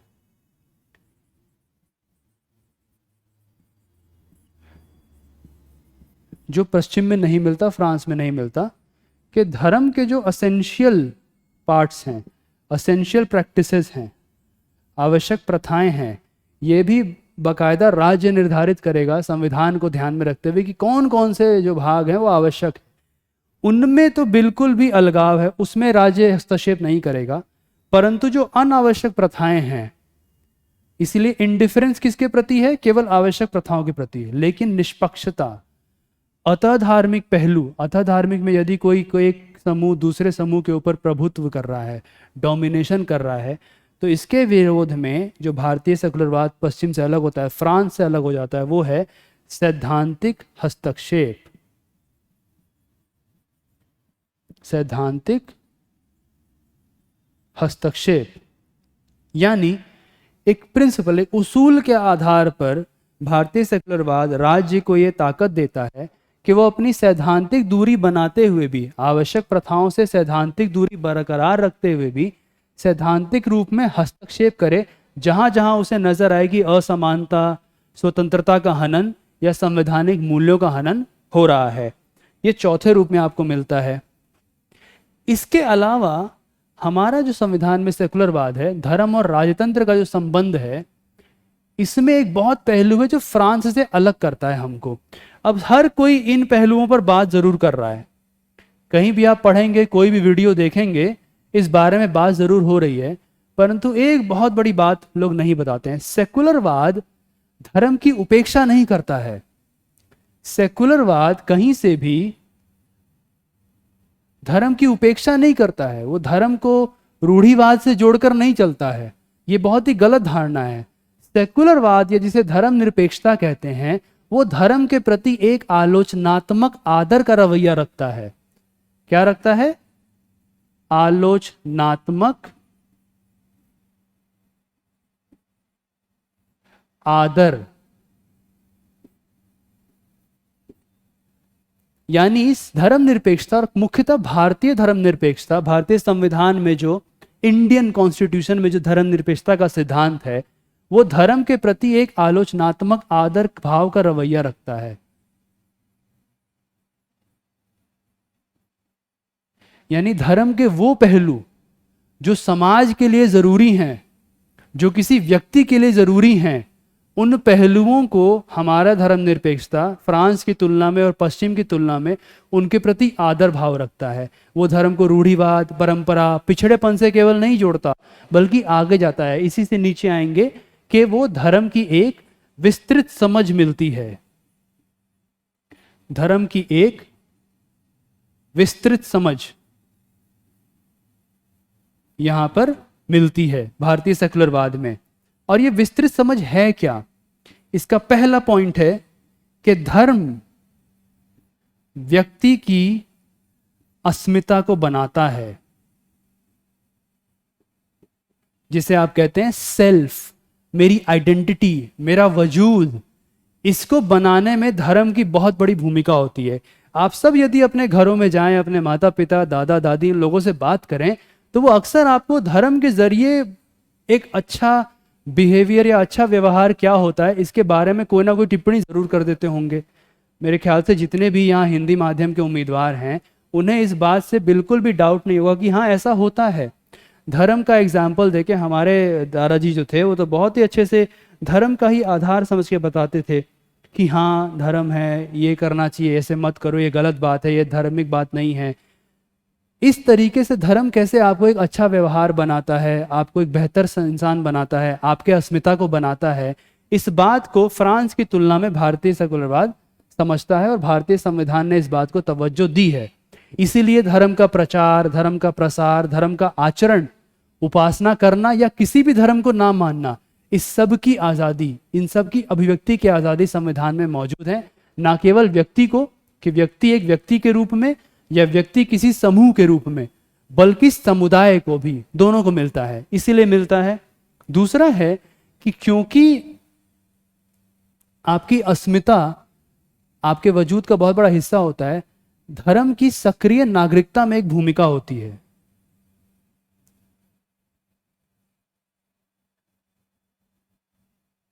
भारतीय सेकुलरवाद इस बात को मानता है कि धर्म का सक्रिय नागरिकता से एक बहुत बड़ा संबंध है कि व्यक्ति नागरिक बन के समाज में आगे बढ़े, एक एक्टिव सिटीजन बने। इसमें भी धर्म एक भूमिका निभाता है।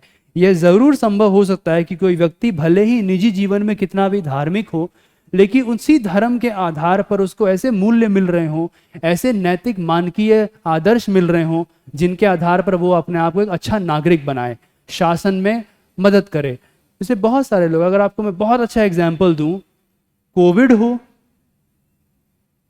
मजदूर जो पलायन किए, सिख समुदाय के लोगों ने लंगर चलाए, उन्होंने अपने आप को सामने लेके आए। क्यों लेके आए? क्योंकि उनके धर्म में एक पूरा है कि कीरत करो, नाम जपो और वंड के छको, मतलब बांट के खाओ, जो भी है उसे बांटो, दूसरों की सेवा करो, सेवा भाव का होना। तो एक सक्रिय नागरिक बनने में भी मजदूरों की मदद की, गरीब की मदद की, जो दुर्बल था उसकी मदद की। तो उन्होंने शासन व्यवस्था में एक नागरिक के रूप में कार्य किया। और क्यों किया? क्योंकि उसकी समझ उनको संविधान से नहीं आ रही थी, बल्कि उनके धर्म से आ रही थी। तो भारतीय सेकुलरवाद इसीलिए इस बात को समझता है और वो धर्म के प्रति एक आलोचनात्मक आदर का भाव रखता है, उसे पिछड़ापन केवल नहीं मानता। तो इस प्रश्न का उत्तर देते हुए यदि आप केवल इन 4 पहलुओं पर जाएंगे तो आपका उत्तर बहुत ही अधूरा है। यदि आप भारतीय सेकुलरवाद में मौजूद धर्म का राजतंत्र में स्थान, धर्म का राजतंत्र से संबंध क्या है वो तो आपको मिल गया यहाँ पे, परंतु राजतंत्र में स्थान क्या है इसके बारे में नहीं मिलता है। राजनीति विज्ञान के परिप्रेक्ष्य से पढ़ाते हुए हम लोग इस उत्तर को इन सारे बिंदुओं के आधार पर रखते हैं। इसमें और भी पॉइंट्स जुड़ सकते हैं, पर मैं यहाँ पे इसको यही रखना चाहूंगा कि एक संदर्भ आधारित सोच कैसे बनती है।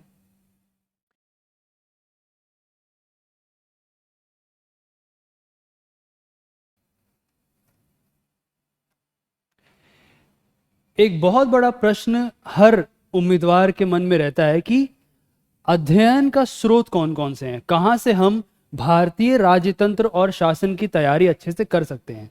इसके ऊपर मैं आपके 5 मिनट लेना चाहूँगा कि आप समझ लीजिए कि कैसे आपकी तैयारी बेहतर हो सकती है। सबसे पहला, यदि आप प्रोस्पेक्ट आईएएस से जुड़ते हैं तो सबसे पहला जो आपके लिए ज़रूरी है वो है कि आप क्लास नोट्स, कक्षा में जो आपको नोट्स दिए जा रहे हैं, क्लास नोट्स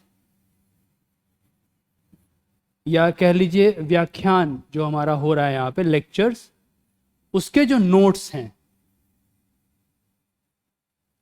वो आप जरूर, हमारी अध्ययन विधि में ये बहुत जरूरी है कि आप क्लास नोट्स को अच्छे से पढ़िए। प्रोस्पेक्ट आईएएस में हम लोग हर क्लास से पहले, before every class, before every topic, हर विषय से पहले एक टीचिंग लर्निंग एड जरूर देते हैं।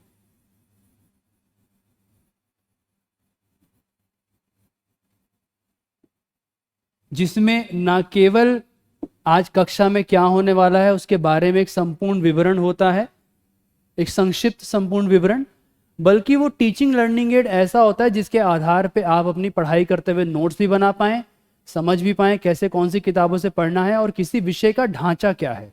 तो एक तो ये बहुत ज़रूरी है, प्रोस्पेक्ट आईएएस में दिया जाता है हर क्लास से पहले। बल्कि आप जब यहाँ इंक्वायरी करने आएंगे तो भी आपको कुछ ना कुछ ज़रूर मिलेगा एड के फॉर्म में, जो आपको बताएगा कि हम यहाँ पे कैसे पढ़ाते हैं। तो ज़रूर आइए इंक्वायरी ऑफिस, आपको पता लगेगा। इसी के साथ साथ हमारा जो संस्थान है, संस्थान द्वारा आपको बहुत ही मानकीकृत सामग्री प्रदान की जाएगी। यह सामग्री बहुत ही सटीक होगी। इसे बनाने में हमारे और साथी लोग पूरी तरह से संलग्न हैं, और अंग्रेजी की बहुत ही अच्छी किताबें, अखबार और हिंदी में जो अच्छे अच्छे हमारे लेख और किताबें हैं, ब्लॉग्स, आए दिन कोई ना कोई लेक्चर हो रहा है। जैसे जस्टिस पीडी देसाई ने हाल फिलहाल में एक लेक्चर दिया था, 17th annual memorial lecture justice Ramana ने दिया था, PD Desai annual memorial lecture. उसके बारे में भी नोट्स हमने अपने सामग्री में डाला है। तो अध्ययन के लिए जो संस्थान आपको सामग्री दे रहा है, प्रोस्पेक्ट आईएएस जो आपको सामग्री देगा, उससे आपको बहुत मदद मिलेगी। इस सामग्री का स्तर बहुत अच्छा है। जैसे मैंने आपको शुरू में बताया कि संघ लोक सेवा आयोग आपसे कुछ खास तरह की अपेक्षाएं करता है। आपकी आधारभूत समझ हो, आप एक संतुलित निर्णय ले सकें, ऐसी क्षमता विकसित हो, आप एक संतुलित सारगर्भित संक्षिप्त उत्तर लिख सकें, और आपके अंदर संवैधानिक मूल्य और नैतिकता को, आप उन मूल्यों को अंतर समाहित कर सकें। इन चारों उद्देश्यों को ध्यान में रखते हुए आपकी गहन समझ बनाने के लिए, आपके बौद्धिक गुणों को विकसित करने के उद्देश्य से हमने और हमारी टीम ने इस सामग्री का निर्माण किया है। ये सामग्री आपको यहाँ दी जाती है। यह तो हमारा सेंटर से हुआ कि आपने बहुत अच्छा एक व्याख्यान नोट्स बनाए, टीचिंग लर्निंग एड जो आपको मिलेगा, और संस्थान द्वारा आपको प्रदान करने वाली मानकीकृत सामग्री। जो तीसरा आपको बहुत जरूरी है पढ़ना, वो है एनसीईआरटी। इस पर मैं आपके 2 मिनट लूंगा। कई सारे संस्थानों में यह तर्क दिया जा रहा है कि हमारे नोट्स में एनसीईआरटी है ही, आप उसे मत पढ़िए।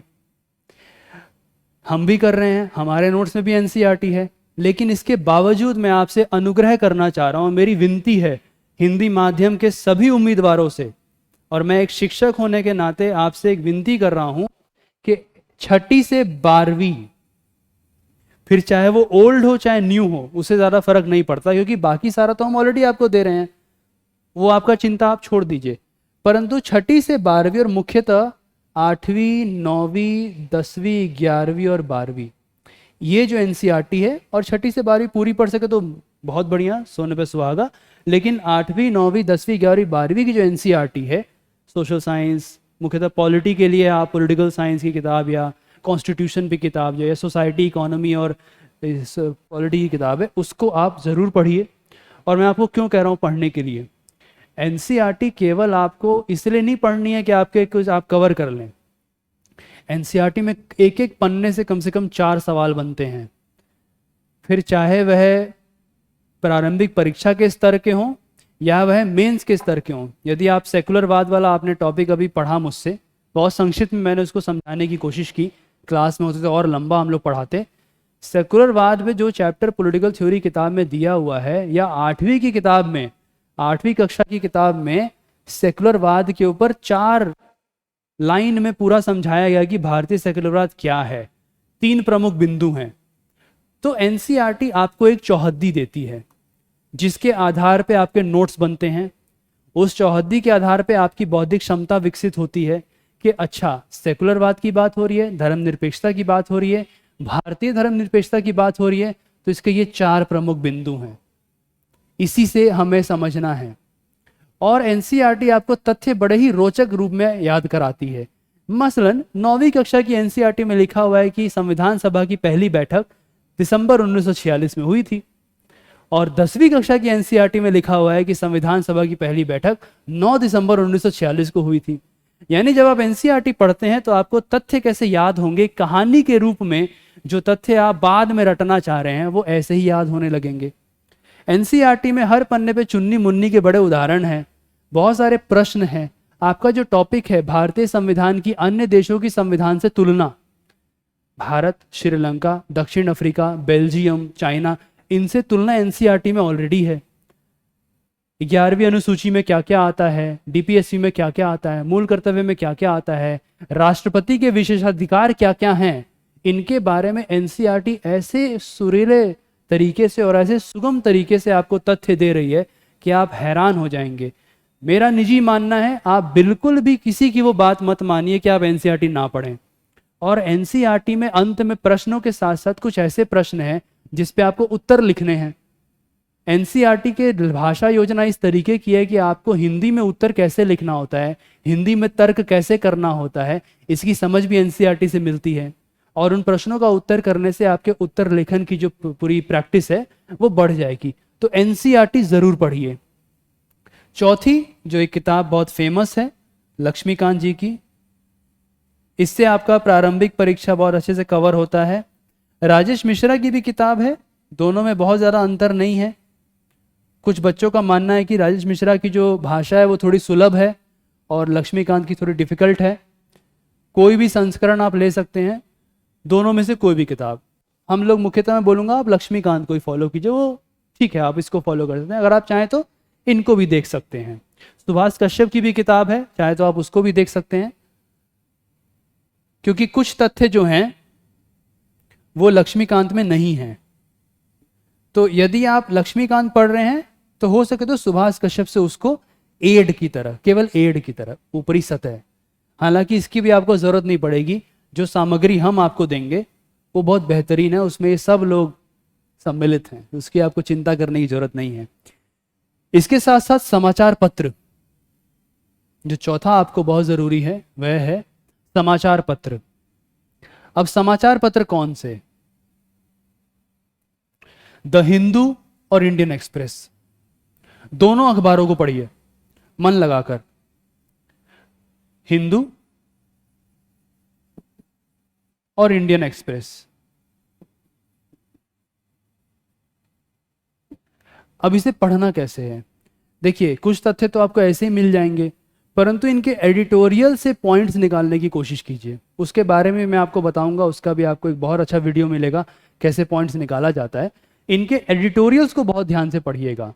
साथ ही साथ कई सारी पत्रिकाएं हैं, योजना है पॉलिसीज के लिए, कुरुक्षेत्र है।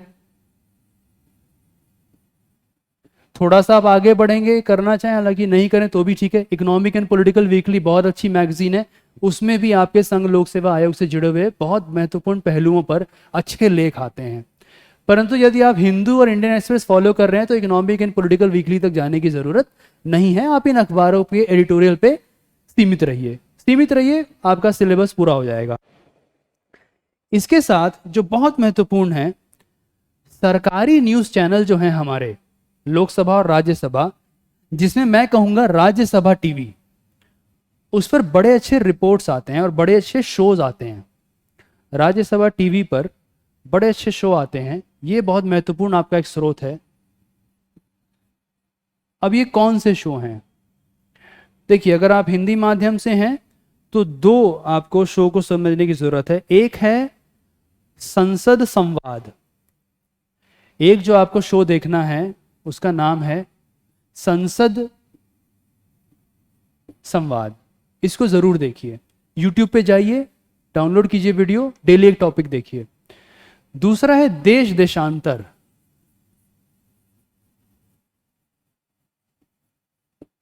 दरअसल इन शो में ना केवल बुद्धिजीवी आते हैं, बुद्धिजीवियों के साथ साथ आपके प्राधिकारी आते हैं, कुछ आईएएस लोग जो हैं, वकील लोग आते हैं, और हर पहलू पर अलग अलग बिंदुओं से आपको तर्क देते हैं और उनके बीच से परस्पर विरोधी समझे जाने वाले मूल्यों के बीच में संतुलन बिठाना, ये आपका स्किल है। उस स्किल को कैसे डेवलप करना है ये शो आपको बहुत अच्छे से समझा देगा। तो इन शोज को जरूर देखिए। इसके साथ साथ यदि आप चाहें तो आप सरकारी रपटों से भी गुजर सकते हैं। सरकारी रपटों में पूरी रपट पढ़ने की जरूरत नहीं है। ये नहीं कि आप बैठ के आप 250 पन्ने पढ़ रहे हैं, आप बिना बात का पढ़ेंगे। केवल इंट्रोडक्शन, शुरू के 10 से 15 पन्ने। जैसे मान लीजिए एथिक्स का इशू है, एथिक्स पे बहुत अच्छी रपट है। प्रोबिटी क्या होता है, इम्पार्शियलिटी क्या होता है, करप्शन क्या होता है, ब्यूरोक्रेसी और राजनीति में क्या संबंध है, राजनीतिकरण, ब्यूरोक्रेसी का राजनीतिकरण बहुत बड़ा टॉपिक है आपका जीएस पेपर 4 का और पेपर पॉलिटी पेपर का भी, तो उसे भी आप पढ़ सकते हैं। उन सरकारी रपटों में इसका उत्तर आपको मिल जाता है। ये मुख्यतः आपके स्रोत हैं जिनसे आपकी तैयारी बहुत अच्छे से हो जाएगी। मैं आपसे अभी यहीं विदा लेना चाहूँगा। आप लोग संस्थान आइए, मुखर्जी नगर में प्रॉस्पेक्ट आईएएस, आप यहाँ आके अपना बहुत अच्छा इंक्वायरी कीजिए। मैं नहीं तो कोई और शिक्षक भी मौजूद होंगे। आप ब्रोशर देखिए, हमारा ब्रोशर किस तरीके का है, उसमें आपको बहुत अच्छा विवरण मिलेगा यहाँ पढ़ाया कैसे जाता है। और सबसे महत्वपूर्ण जो हमारे संस्थान की खासियत है, जिस पर मैं आपसे विदा लूँगा, वो है कि प्रॉस्पेक्ट आईएएस में हर क्लास के बाद एक फीडबैक प्रोसीजर है, उत्तरदायी प्रतिक्रिया प्रक्रिया, जिसे हम फीडबैक भी कहते हैं। ये हर कक्षा के बाद बच्चों से हम लोग मांगते हैं कि कैसी कक्षा थी, उसमें कुछ सवाल हैं, उन सवालों को आप उत्तर देते हैं, और आपके कुछ अनुभव हों या आपका कुछ योगदान आप करना चाह रहे हो कि ये भी करने की ज़रूरत है, उसे देने के लिए भी स्पेस है। इसी के साथ साथ इतना ही नहीं है, रोज़ाना के अलावा हर 15 दिन पे भी एक फीडबैक प्रोसीजर हमारे यहाँ है। इससे हमारी पारदर्शिता और जवाबदेही, अपने उम्मीदवार जो बच्चे यहाँ आके पैसा लगा रहे हैं उनके प्रति हम कितने जवाबदेह हैं, इससे हम पूर्ण रूप से साबित करते हैं। और बहुत सीरियसली हम इस फीडबैक प्रोसीजर को लेते हैं, जो हमारे संस्थान का एक बहुत बड़ा गुडविल है, जो अन्य जगहों पे बहुत कम मिलता है। साथ ही साथ हम लोग मेल पर भी रिस्पॉन्ड करते हैं, भावनात्मक स्तर से भी अपने स्टूडेंट से जुड़ते हैं। पढ़ाने के साथ साथ उनके निजी जीवन में कोई दिक्कत तो नहीं चल रही है, किस तरह की समस्या का वो प्रॉब्लम या चुनौती सामना कर रहे हैं। कोविड के दौरान ना जाने कितने बच्चों से हमारी बातचीत हुई है। तो ये हमारे संस्थान की एक भावनात्मक रूप में बहुत बड़ी खासियत है। आप सबकी तैयारी बहुत मन लगा के करिए। मैं आशा करता हूँ कि आप सब लोग अव्वल दर्जे से इस परीक्षा में पास हों। इसी शुभकामना के साथ मैं विदा लेता हूँ। Thank you very much. धन्यवाद।